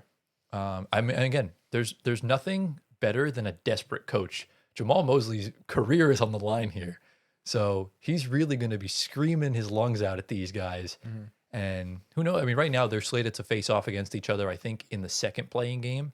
If Miami loses or if Miami wins or whatever and Magic lose, that 5 through 10 in the East, every single team except Cleveland can fall into the play-in. So that's just how competitive it is. Yeah. But I do disagree with you, G. I do think the Trailblazers are a better team than the Warriors, which is very shocking coming from you, Okay. considering you're a Warriors hater. I am, but I just feel like Curry, like what you said in the beginning, Curry and Draymond, their experience alone, and even like the recency bias, the game they played against the Rockets, where KD and Steph Curry were going at it back and forth. I'm like, okay, Curry can still hoop. He still can, but Yeah. on one end, the Warriors choked that game, or they didn't choke that game. They came back and then lost. And then two, it literally took intentionally fouling Seth Curry down one for the Warriors to beat a Killian Hayes-led Sacramento Kings. That is the case. So that's where it kind of comes into account. Like, Good point. I do want to talk highly about that Rockets game, but we just saw that. Mm-hmm. But, you know, it is what it is. But I think that's actually not a bad ranking. I just think give the Clippers a little low. Yeah. Ready for your 5, Giovanni? Yeah, let's go. Go ahead and read your first 5 teams. I just forgot to move the box. I'll fix that later. Wow. So I have the Blazers at 20, Heat at 19, Warriors at 18, Magic at 17, and the Suns at 16. Suns are low, man. Why? Suns are low. Mostly because Dylan Brooks got dropped by Kevin Durant on a simple jab step and cooked him. Yeah. No, but that's not why. But mostly because the Suns are low because I think all the other teams above them are better. Straight up. That's fair. That's just how I feel. And the Warriors, I mean, based on what we just said, I think I they might be a little high, but I'm standing on business. It's fine. The Heat, I don't believe in at all this year. I don't care about Eric Spoelstra. I don't care about what they did in the past. This year's not the year.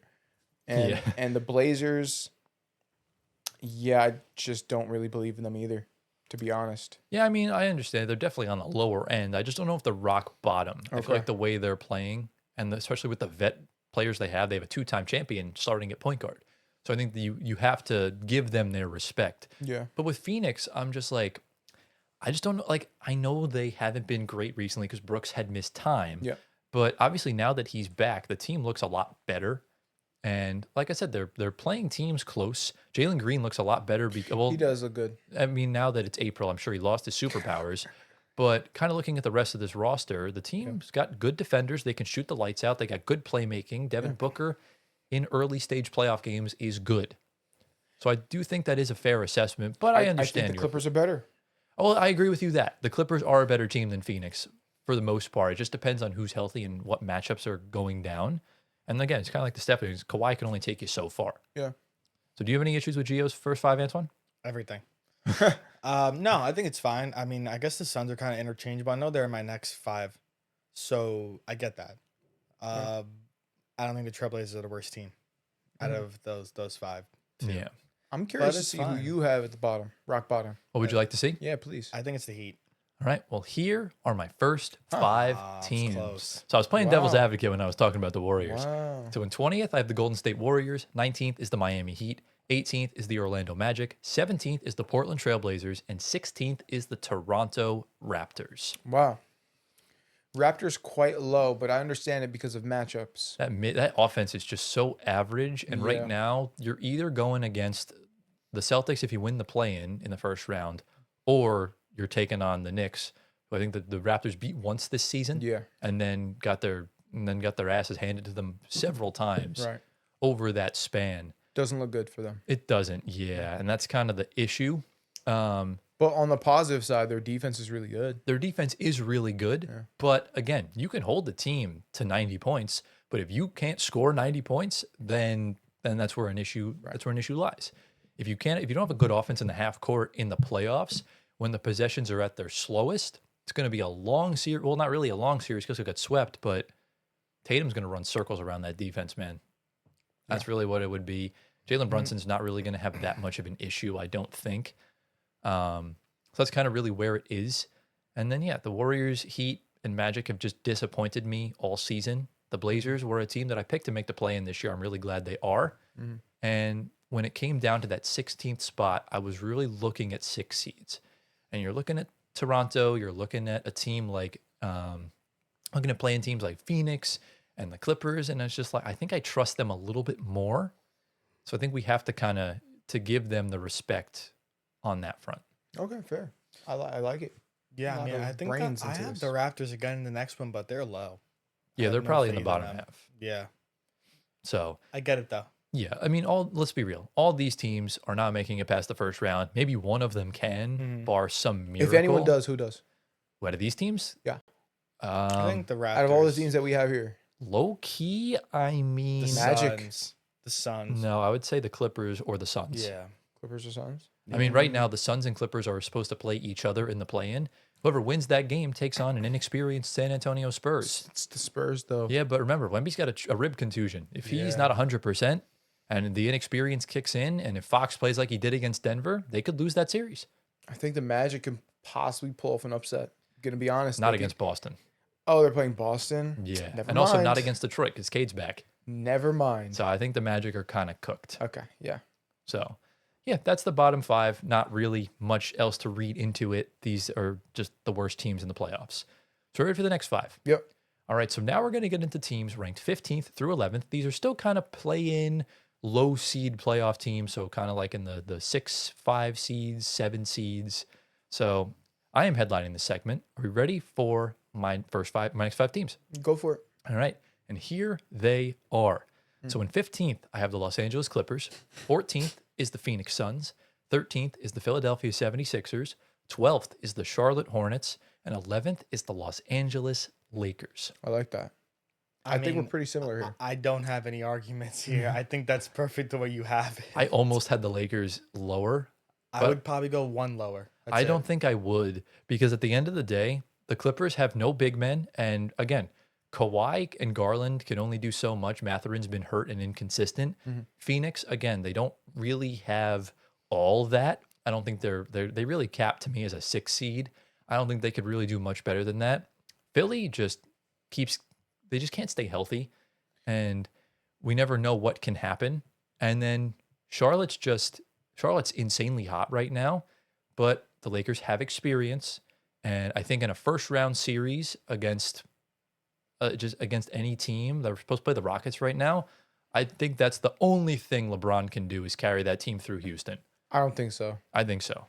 LeBron. Houston right now, if Houston's offense capitulates like Toronto's and that. Well, the Lakers' offense is absolutely nothing without Luka and AR. Well, obviously, I understand that. But again, if the Lakers Rockets is a matchup of two offensively flawed teams with key injuries. So at the end of the day, I'm taking KD's offense over Bron's. Goes back to the pure scorers, right? but the Lakers defense could be a lot better without Luka Doncic and Austin Reeves on the floor. So if LeBron, Jared Vanderbilt, yeah. if LeBron, Luke Kennard, and company can wind up doing something, I just trust experience more. I feel like the Hornets could easily just run into a problem because they're the 10 seed right now. So that's Fair. really what's holding them back. All right, it's fair. I mean, I got some arguments to make, but I'll bring it up when I get my list over here. That's totally fair. Yeah. Ready to see your 5, Antoine? Yeah. All right, go ahead and read your next 5 teams. Oh, wow. Earth just happened. It's pretty much the same. Yeah, so I said the Raptors are low, 15. 14 are the Suns, 13 are the Hornets, 12 are the Sixers, and 11 are the Lakers. Why the Sixers over the Hornets? Yeah, I mean, going back, because I said you have it right. I thought I had the Sixers at 13 or the Hornets, but whatever. But I think right now, I think the Sixers can make it a little further than Charlotte just because I think the experience, obviously. I mean, you have Paul George, you have Embiid, Yeah. you have Maxey, just coming on. The Hornets, outside of their big three, where is really the help center-wise? Like, Diabate is great. Yeah. Yeah, Kalkbrenner. he is the help. he's Both great, of them are the But, help. I mean, He's great. You have Embiid and Drummond, and then Kelly if he comes back. You know they lead the league in. I'm talking about the Hornets. Musa and Kalkbrenner? They lead the league in rebounds. The And, Hornets. Yeah, on both ends. And the So, Hornets have the second highest net rating Big right now man in the is NBA. not a problem for them. They Well, rebound. I mean, I'm talking about offensively, though. Well, they have the highest offensive rating in the NBA since January 1st. And they're rebounding great. So it's like, what can't this team Like, do right now? I actually trust their trio as far as just in a pure offensive perspective. Yeah. You would trust them a lot more. But I do see his argument because, again, Maxey, Paul George, Embiid, they have experience. I think that moves me. I mean, we just talked about the Hornets, the offensive Yeah. rating, but if I'm going to the bench, I mean, Kobe White. Oh my goodness.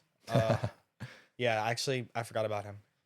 This is rough, but I still wouldn't change it. Yeah, to be honest, if I were to make changes, I'd probably put Philly in 11th, move Charlotte down to 13, and put the Lakers in 12th. That's what I would do. But unlike some people on this show, I stand on business. So Well, I'm not changing it now, so I am staying in business. all right, good. He's learning. fair, This fair. is You're getting there. great. You getting there, twin. Yeah. All right, let's get into mine. I got a little controversial here. Giovanni, read your next 5 teams. Yeah, so I have a different, different look here. So I have the Clippers at 15, Raptors at 14, Lakers at 13, Hornets at 12, and Hawks at 11. Ugh. All right, let's address the elephant in the room, Gio. Why are the Clippers in 15 not playing? Why are the Hawks in 11? Yeah, Gio, come So on. the Hawks are in 11th because I don't believe in their interior. I don't believe in even though I what's his name? Onyeka. Onyeka. Onyeka. Even though I had him on my fantasy team and he was really good in the beginning of the year, He's still good he now. completely fell off at least in terms of fantasy. Yeah, well, season's over, Yeah, completely which you fell lost off. in the finals, by the way. But yeah, I think the interior matchups for the East is going to be really rough for him. I mean, you have Embiid, you know what I mean? You have who else in the East? Jalen Duren, Yeah, those like the big You have dudes, you know what I'm saying? Myers Kada, you have Cat, Mitchell Yeah. Robinson. You got bangers. Yeah, but hmm that's their only issue.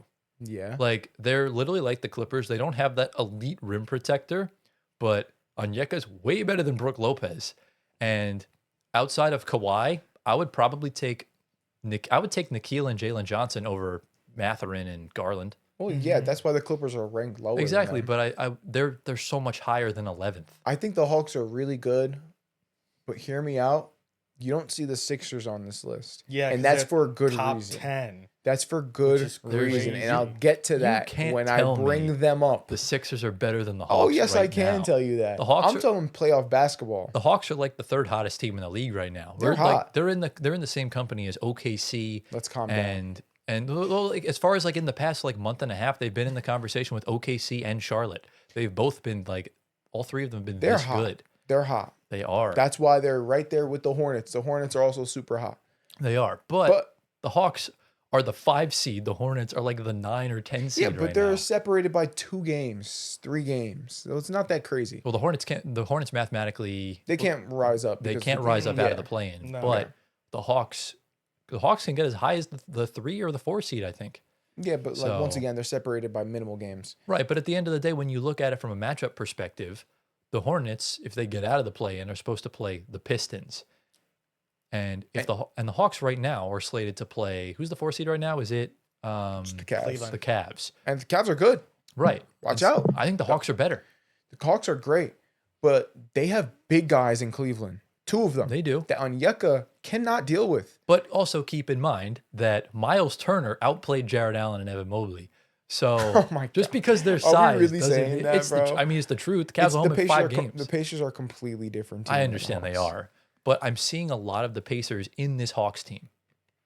I'm seeing it. There's really no one player that stands out above everyone I'm else. curious to see where you put the Hawks, bro. You'll have to see. If you put them at 4, I'm gonna like go crazy. You will have to see. That'll be fun. But when it comes down to that, I do see a lot of similarities in both of these teams. I just think that Rick Carlisle's a way better coach than Quinn Snyder, but that's no knock on Quinn. He's a good coach. He's solid. So I think that's totally fair. Yeah. As far as the rest of it goes, I like to give the Lakers a lot lower. Yeah, the Lakers are lower. So Just because of injuries. it sucks. Let me pose the question now, since all 3 of us have the Lakers here. If Luka and AR were healthy, where would you have placed them? They'll be top 7. I probably would have put them at around 7 as well. Yeah. So I think that's a Yep. totally fair assessment because they would have been the runaway 3 seed. Yeah. And now we're slated to get a Nuggets Timberwolves first round matchup, which these 2 teams are making it really hard on themselves. Yeah, for real. All right. So are you ready for the top 10? Yeah. Is All this right. me? So yeah, you are going to headline this segment. These are teams 10 through 6. So these are presumably second round teams. And these teams will comfortably make deep playoff runs, and we would not be surprised. Yeah. So Giovanni, read your first or your next 5 teams. All right, so let's get straight into it. We got the Cavaliers at 10. We have the Sixers at 9. We have the Rockets at 8. We have the Knicks at 7 and the Pistons at 6. Is that correct? Wow, the Pistons are low, man. Hold on. Unless you changed No, it, I 'cause put the Pistons. I have the Pistons at 5 here. unless I Yeah, messed I it think up. it was a typo, but it's okay. Yeah. It should be at number 6. It should have the Wolves there. Okay, I'll change it then. Yeah. So the Wolves are in 6th. Yes. So the Cavaliers at 10. All right. So the Sixers. Yeah. The Sixers are at 9 because listen, I'm just gonna name you their starting 5 because it's Okay. crazy. Okay. On paper, Yeah. Tyrese Maxey, Okay. Vernon Edgecombe, or VJ Edgecombe. Valdez. Valdez. my Vernon's fault. crazy. I don't know why I said that. Thinking of Vernon Maxwell probably. Yeah, something. Yeah. VJ Edgecombe, small forward, Kelly Oubre, right? It's Kelly Or Oubre Paul. right now. Yeah. And then Paul George at the 4, Mhm.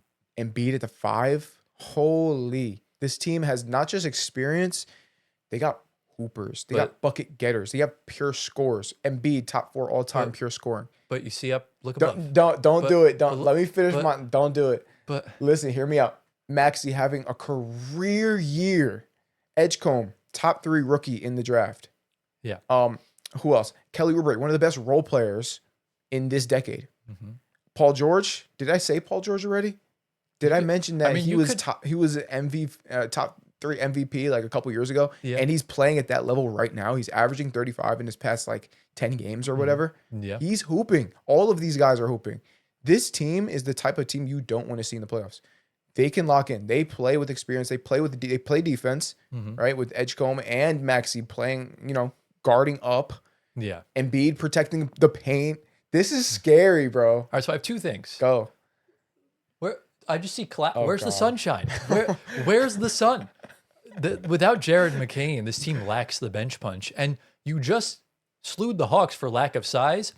The Sixers have even less size than the Hawks do. Outside of Embiid, their tallest players, Adem Bona and Dominic Barlow. And Dominic Barlow's solid. he's 6'9". Drummond barely plays. Drummond Are you doesn't really play. He sure? doesn't play Yeah. much. If you need size, he'll come in. But Paul George is your power forward right now. and he's spacing that floor, my man. And right now, you expect him to go guard OG Anunoby or Karl Anthony Towns in the Yes. playoffs?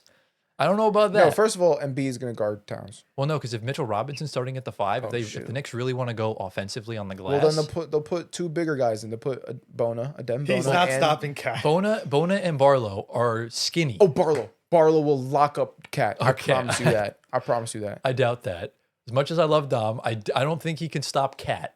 He can Cat can maybe have off shooting nights. Are we saying that Cat is even having a good season this year? Let's be real. I mean, he's not having a good season. He's not having a great season, No. but he's still Karl Anthony Towns. He's not really that much of a threat. I think obviously if you're playing the Knicks, it's gonna be Brunson, and you got Edgecombe and Maxey to throw at him. Well, I understand that. That's Again, we don't know what playoff basketball is going to look like for Edgecombe. He can get face guarded the whole series and not do anything. well, if he gets face guarded, that means Maxey's going insane. Right, but Maxey could also get face guarded and not do anything. And guess what? If he gets face guarded, that means Edgecombe's going insane, and so is Paul George. That's what I'm saying.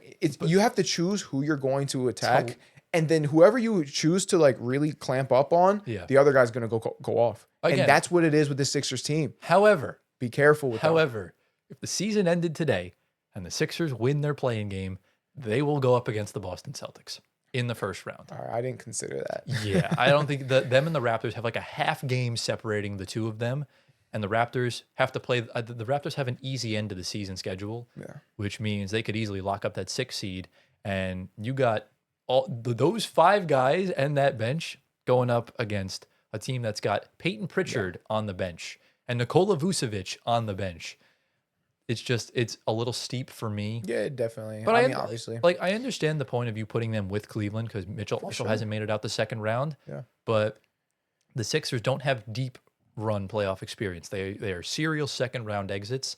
Mm-hmm. And I do think that will give them problems. Yeah. And I'm surprised you put the Wolves at 6 Wolves at because 6, yeah. Ant is hampered right now with some injuries, a little hobbled. Mm-hmm. I thought The you put him a little Wolves, the bit Wolves lower. are not at 6. It's the You think they're too Pistons. high? No, but I typoed. He has the It should- Pistons it should be the in Wolves, top according five. to- Oh, okay. Yeah. But where would you have put in? The Wolves, well, you'll Wolves, yeah. see. I mean, my Okay. 5's up next, but All right. I don't really hate the rankings you have them. I like that you have the Knicks at 7. Okay. So do you want to get into my 5? Yeah. All right. Here are my next 5 teams. So in 10th, I have the Houston Rockets. In 9th is the Cleveland Cavaliers. 8th is the New York Knicks. 7th is the Minnesota Timberwolves. And 6th, there it is, boys, is the Atlanta Hawks. That's bogus, bro. At At least it's not 4. I really wanted to put them above Detroit, but I have to give Detroit. Well, I would have put them above Detroit if Cade was going to be out. Yeah. But you have to give Detroit their credit. And even without Cade, Jalen Duren's been incredible. Yeah, he has. So, I mean, look, bro, I'm not surprised you went super high on the Hawks. That's your pick. You got to hold to it. I mean, the Sixers were my pick, so I'm semi-holding on to that as well. yeah. But I mean, to you, is it that realistic? I mean, that much unrealistic? Because the Hawks play the Cavs in round 1, who you don't like. right. They beat them. You play the Pistons in round 2, who in round 2, like the Cavs looked They could dominant fall last apart. year. The Pistons looked dominant this year. The Hawks could easily win that. It's true. Conference finals against the Knicks or Celtics. Then you got something interesting here. Yeah. So for me, I think what we're seeing this season with Nickeil Alexander-Walker is very reminiscent of when the Knicks signed Jalen Brunson in free agency. It's the exact same thing. You're seeing an elite sixth man point guard absolutely come into his own with the Wow. scoring bag.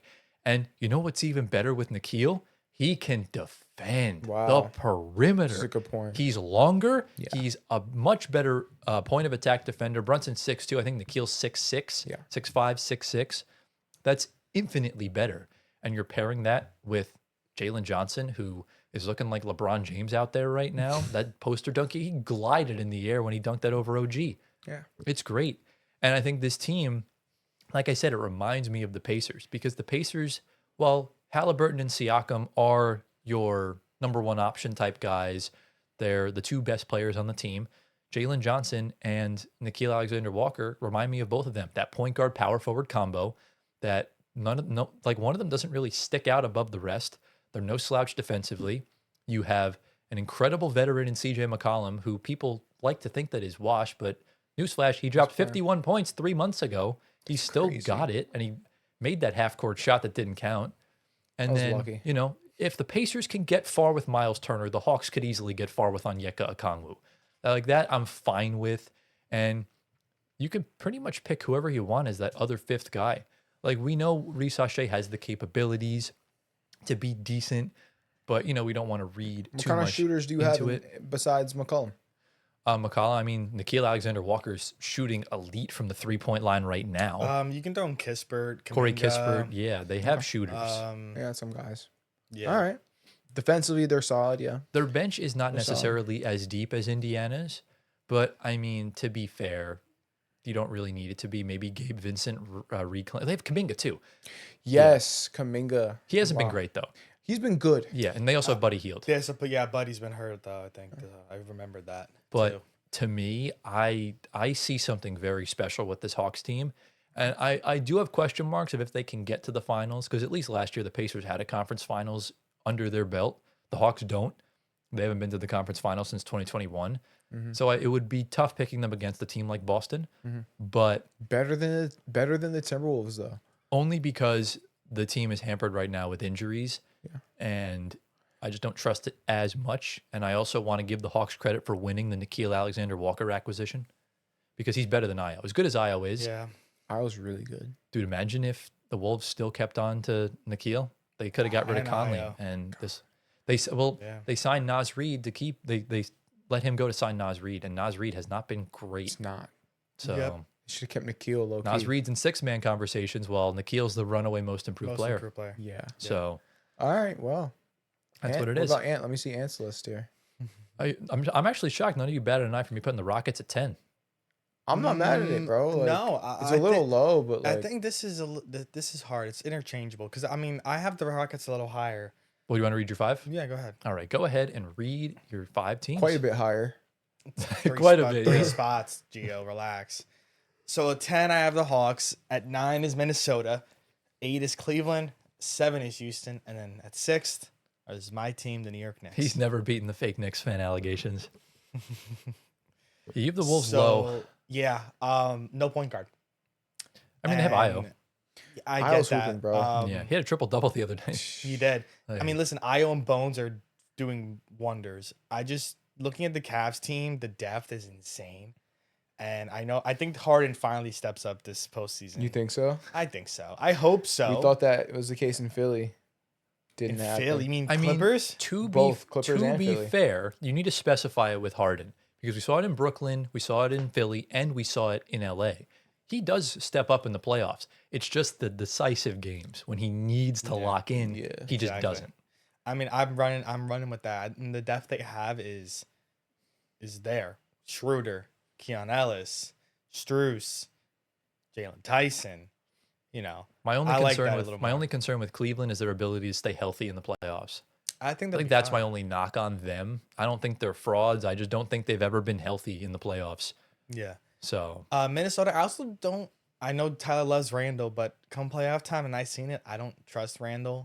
last year Playoff time. last year him and Gobert were borderline generational. That's in the fine. first two I get rounds. that, and I love Ant. So I'm sorry to put him there. Obviously. Under the Cavs is Io, crazy. Io and Bones saved their bench because they had no bench without them. Yeah. I think Io starts, no? Io should He comes start off at the point bench? guard. Yeah, should he's been be- inconsistent yeah. for him. But in fairness to Antoine, the Wolves are going to play the Nuggets in round 1. If you're high on the Nuggets, and they're going to be eliminated. I get, you're pretty high on the Nuggets. So Yeah. the Rockets 7th, they're on a 6-7 game win streak right now. They're hot, like Gio said. That's Not why they're moved. because they're hot. I am moved. I am moved. I am moved by Amen, Reed, KD, Jabari, Şengün, Tari Eason. That's it. I mean, am I forgetting unless the Wolves win their last 3 games and the Lakers lose all 3, the Lakers can still fall down to 6. But I'll put it this way: the Rockets will beat the Lakers probably in 5 games, and then the Thunder are absolutely going to shellac the ever living daylights out of them. Well, So I'm just not moved. I mean, but I'm putting them right now because of how great they are and because of just that turmoil we had. And their team all around as players, they have stars that in the making, whether it's the young guys and KD obviously too. Yeah, And I like where they're going. Just they got to figure it all out. that's fair. And then the Knicks, I don't want to See, I like when we put them in the same spot, so we don't have to talk about them for 20 minutes. I don't It's want to great. get. I have listen. I'm a Knicks fan, but I have no hope. I do. I would probably give the Knicks the second best chance at a deep run after the Hawks in this tier, Okay. unless Ant's Yeah. healthy. If Ant's healthy, then it's definitely Yeah, them. I Like, get that. The Wolves could arguably win it all with their path, because like if you beat the Nuggets, who are also inconsistent, the defending champ Kurtz could, like the Celtics last year, they looked dominant. The Knicks beat them, and then you go up against either San Antonio or the Rockets or the Lakers or whoever. Yeah, it's Listen, possible. Oh, actually, the Wolves would play the Spurs. Never mind. Okay. And then you'd play either the Rockets, Lakers, or Thunder. The only thing I'll say about the Knicks is that if you are not a Knicks fan and are flaming me, just watch Knicks basketball. Like put on if you watch 10, 15 games, you will understand why I and other Knicks fans are frustrated. Yeah, but they'll be better in the playoffs. So, Though that's the yeah. thing. They have We a good, hope they'll they have a will good be. whistle. They'll have a game where we'll have a game where the refs will blow a call. They'll lock it in, bro. They'll definitely get out of the first round unless you're playing Yeah. Atlanta. Then have fun. Oh yeah. But it is what it is. Yeah. But boys, are we ready for the top 5 teams? Yes. I feel like this, outside of number 1, I feel like this could be pretty different between the 4 I of don't us with think 2 so. through 4. I don't know. I'm not sure. I mean, these are the title contending teams. These are the teams that will make a deep playoff run. Antoine, you are headlining this section. So go ahead and read your final 5 teams. Yeah. So at 5, we have the Celtics. 4 is the Pistons.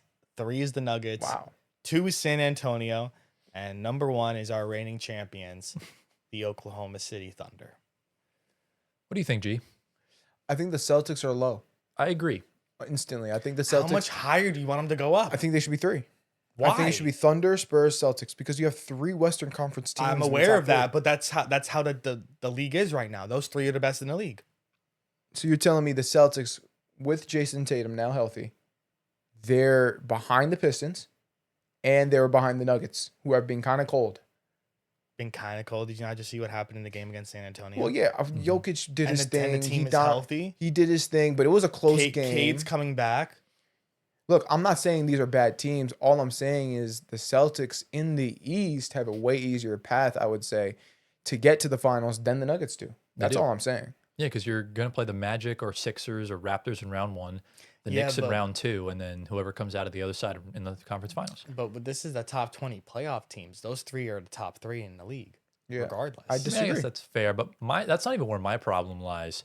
After what you saw last Saturday, are you sure the Spurs are number 2, let alone above the Nuggets? I mean, it's one game. I would be very concerned if I was a Spurs fan, because remember 2 years ago the Nuggets looked like the best team in the whole league, and they lost a game to the Spurs. They blew a lead late, and that wound up bringing back some old habits that fell into the Minnesota series and against the Lakers. Remember they had to come back from like down 10 at the half every single game. It's bad habits like that. You really saw the inconsistencies out of De'Aaron Fox of why he really isn't needed on this roster. And the Okay. team's young. There's like outside of Harrison Barnes and Luke Cornett, this team has no experience. Well, I listen, think Wemby's too listen, much of a winner to I'm riding the wave because this is a best of 7 series, not just one game. Well, I understand that, but So again, if that could be a habit of a 7-game series. I don't think so. This is Wemby we're talking about. But this is also a rookie head coach that needs to make adjustments in a playoff series. and I think Mitch. I I think he's can do been that. good this year, That's no? no. I don't. No, Think, I have no issues with that. especially in that game, the rotations he ran out in that game were not good enough. He may be experimenting. He may be saving his I the don't good guns know, for but the playoffs. it's Who been knows? it's been a consistent season thing for me, and you'll get into spurts where where I think it was late in the game, Wemby had a switch where he had Christian Brown on him, and they were running a play for De'Aaron Fox, and I'm just like at least put the right players on the floor and just give Wemby the damn ball. Well, that's what's going to happen in the playoffs. Like, I don't think people are that dumb. I think they're doing specific things just to see what works, what's going to work in the playoffs. Like, if we run this play for De'Aaron, is this going to be something that's going to work in the playoffs? Because that's where their mind is right now. The only thing is that I made this list before Wemby was injured. So if we're talking about the injury right now, and if Tyler is saying it's going to be, Well, I don't know. lengthy, It's a contusion. Is- He'll play. Is the Then- calf a calf contusion? No. Rib contusion. if it is, Embiid elbowed him right in the ribs. yeah, Right. if he's out, realistically, the Nuggets would move won't up. be out, So but- were the Pistons, and the Celtics probably too. But let me ask you this But- then. So the Spurs right now are in the exact same position as the Rockets last year and the Thunder 2 seasons prior. The Rockets lost in the first round of the Warriors as the 2 seed. The Thunder beat, I forgot who, I think the Pelicans were the 8 seed who had no Zion, and then they lost to the Mavs. So what makes this team different? I mean, Gio, you were super high on the Rockets last year. You had them going to the conference finals. I did. We're seeing like a team come out of nowhere, get a high seed, like a top 3 seed, and then they just don't get it done in the playoffs. Just like the Kings in 23. Why can't they change the agenda? I mean, look at the tenacity and the explosiveness and hunger that they have when you have Stephon Castle, Dylan Harper, Keldon Johnson. Yeah. You have Wemby, of course. You have Devin Vassell. You know, I can go on. You have the coach. And that's the element of the wild card comes in. Well, they are the wild card. But none of these guys have played playoff basketball. None of these guys have played playoff defense. There's so much more film on them now. They have some of the best defenders on their team. Yes, they're young. I get that. But Wemby's the best defender in their league. I worry Stephon about- Castle but is one of the best you guard can- you defenders. can in the argue- league. No, I'm talking about offensively, about them being face guarded totally differently than normal. okay. And that's where I think the wild card is Dylan Harper. I think he's going to get more playing time and he's going to show out. Obviously, this is a guess. This is Yeah. a shot in the dark. But I do think Dylan Harper is going to step up in a way to where we're like, okay, this guy is a superstar. And I think that's going to happen in the playoffs. Can you also have the same argument regardless that the Thunder have a championship that they're a young team too? Well, yeah, but they had They won. experience. They though. proved it. I know, but I get that. But But remember, they had to fail know. when they first got up to the Yeah. 1 seed, just like the Rockets did last year. Yeah. And just like the Kings did in 23, except they just mismanaged their roster. listen, I mean, I think the Spurs still second best team in the league. I agree mean, with you, I'm bro. not going off the record. I'm going off the players. No, I understand that. I And- just have a lot more concerns about them moving forward. Well, yeah. Because of their youth and including Wemby too. Listen, Health wise, yeah, listen, concerning. Wemby is my MVP, and that's the reason why they're two. Because I honestly think that come playoff time, you're going to see the reason why. And I also he's think going to take that it to the next level. Wemby losing to Jokic, getting outplayed by Jokic, that killed him. I mean, It destroyed him, it- and he's going to get his payback. Jokic in his whole career versus Wemby's averaging 38 points. So I don't really. It's a Wemby, consistent bro, thing. Wemby is It's the one player he can't guard, and that's okay. There's nothing wrong with that. Listen, No, but Wemby wants to beat Wemby him wants it bad, and bro. guard him. and trust he's gonna me, get it. And there's no player that wants to win a second ring more than Nikola Jokic. If they match up in the second round, which could very well Oh happen. my god, it's gonna be cinema. With a red hot Jamal Murray, anything can happen. Yeah. So yeah, I think the Spurs I think the Spurs are too high, in my opinion. All right, All right. let's see who else. Ready Me? for your 5, Gio? Yeah. Go ahead and read your next 5 teams. So I have Pistons at 5, Nuggets at 4, Celtics at 3, Spurs at 2, and Thunders at 1. Thunders. Thunders. So me and Anthony the same with the Thunder and the Spurs. Only difference here is the next 3. I have the Celtics at 3, Nuggets at 4, and Pistons at 5. What do we think? I actually don't really have that much of a problem with it, Except for the Spurs. except I'm for the guessing. Spurs. Yeah. Yeah. I'm curious as to why the Celtics are better than the Nuggets. I The mean, path is easier. once again, the path. Did I you realize already who the mentioned Nuggets that. have to go through? But but this is top 20 playoff teams. We're not talking about their path they got to Well, go through. well, we're- we're talking about how far they're going to go. Yeah. What was this like? It's a combination of Yeah. who's the best and what are the chances you have to win the And, finals. and even if that wasn't, I would still pick the Celtics over the Nuggets. Honestly, if they're Yeah. playing against each other, I would right now. Okay. So, yeah, Yeah, I think it's pretty okay. Yeah. I would, I think the Nuggets and Pistons can be interchangeable. I think they both show their really highs and their really lows at times. Yeah. I've just seen a lot less lows from the Pistons because they've just been a machine all year. The Nuggets defense does worry me slightly, but at the end of the day, it is Nikola Jokic and Jamal Yeah. Murray, so They it's can hard to lock kind of go off of them. Right. So Yeah. not much else there. All right, G. Are you ready for my 5? Yeah, This Tyler. might draw some controversy. So here are my top 5 teams. So in 5th, I have the wow. Detroit Pistons. 4th is the San Antonio Spurs. 3rd is the Denver Nuggets. 2nd is the Boston Celtics. And 1st is the OKC Thunder. Yeah, I thought you would do that. mean, yeah, I get it. I thought he would put the Celtics at 2. Like once you Yeah. started talking about the Spurs being like inexperienced and young, and we don't know, and Wemby's going to be healthy or not, I'm like, okay, yeah, he has the Spurs lower, Yeah. 100%. So yeah, I understand it. You already explained everything. I feel like once again, I don't know. I feel like Wemby, and you know what? I understand why you put the Spurs below the Nuggets as well, because Jokic and Wemby matchups. Jokic tends to do his thing. It's more so the experience side of it I than get it. that. I But get it. Jokic is 5-2 against the Spurs or against Yeah. Wemby in his career. But again, I think it really just comes down to the experience. And I feel like whatever round the Spurs get to, they're going to be tested. Whether that's Kawhi in round 1, Jokic or Ant in round 2, Shea in round 3, and then whoever comes out of the East, whether that be Jason Tatum and Jaylen Brown, Cade Cunningham, Jalen Brunson. There's so many different options for the Spurs to be tested. And again, past the second round, that's when true IQ kicks in. And it's so rare you see a team come out of nowhere and go all the way to the conference finals. The thing is, you can't really prepare for a guy like Wemby. IQ doesn't really mean much when you're playing against a guy like Wemby. I think you can, though. He's an alien. I think you can, though. I think there's certain archetypes of players that can defend Wemby well.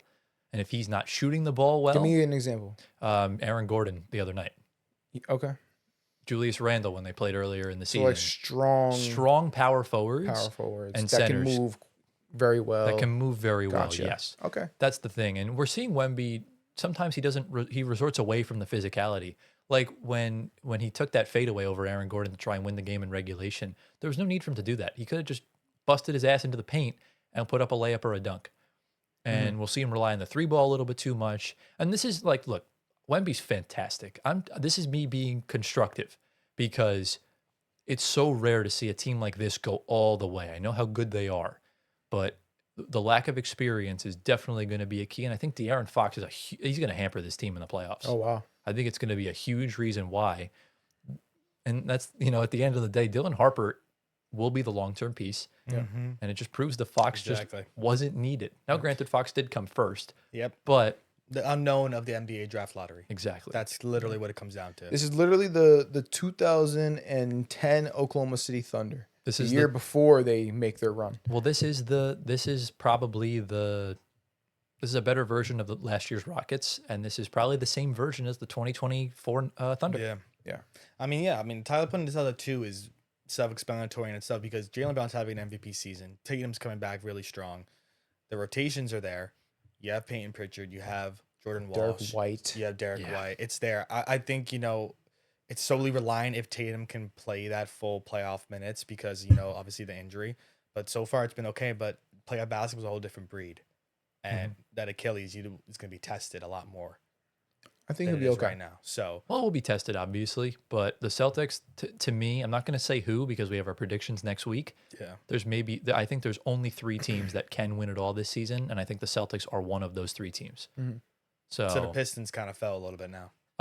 No, not necessarily. It's just for me, they're just as inexperienced as the Spurs. To be honest with you, they have one playoff series under their belt, and Cade, we don't know what his health is going to be. That's the most unknown thing in the playoffs, and he's coming back tonight at the time of filming, so we'll see. But again, the top 3 teams they're the past 3 champions, and they all have MVP caliber players. So to me, I think they're clearly the best. Yeah.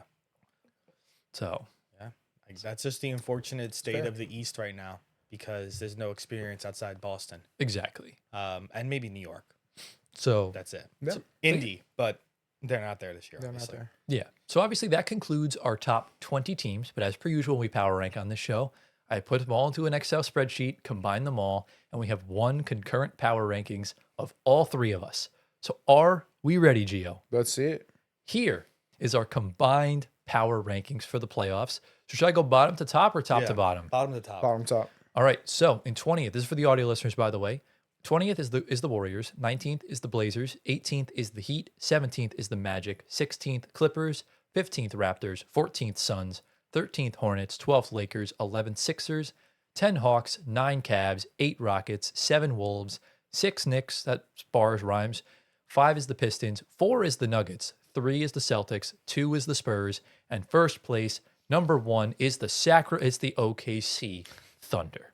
So how do we feel about this concurrent list? Thank God the Sixers are out of the top 10. Thank God the Hawks are in Thank the top God 10. Atlanta takes that 10 spot. Dude, if I put the Hawks by where you guys placed them, they would have been in like 13th. I put them at like 11. Charlotte should be. Oh, yeah, true. Ooh, never mind. Charlotte Okay. Charlotte should be above the Lakers, I They think. should, but it's okay. I mean, the Lakers are in the playoffs. The Hornets have to get into the playoffs. Yeah, true. That's a good point. Yeah. Wow, look at Toronto fall from grace. I mean, 15. They were Yeah. first in the East at one point this year. that's 15. crazy. or second, somewhere around there.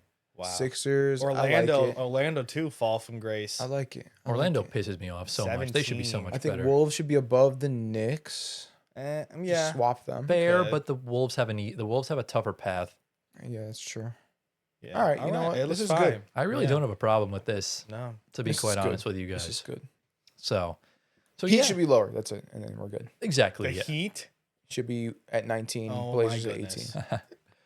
So yeah, Excuse me. that concludes our playoff power rankings. Let us know down in the comments who is the top 5 in your opinion. And boys, do we have anything else to say before we get into the outro? Let's go. And with that, ladies and gentlemen, that brings us to the end of episode number 103 of the Floor Spacer podcast.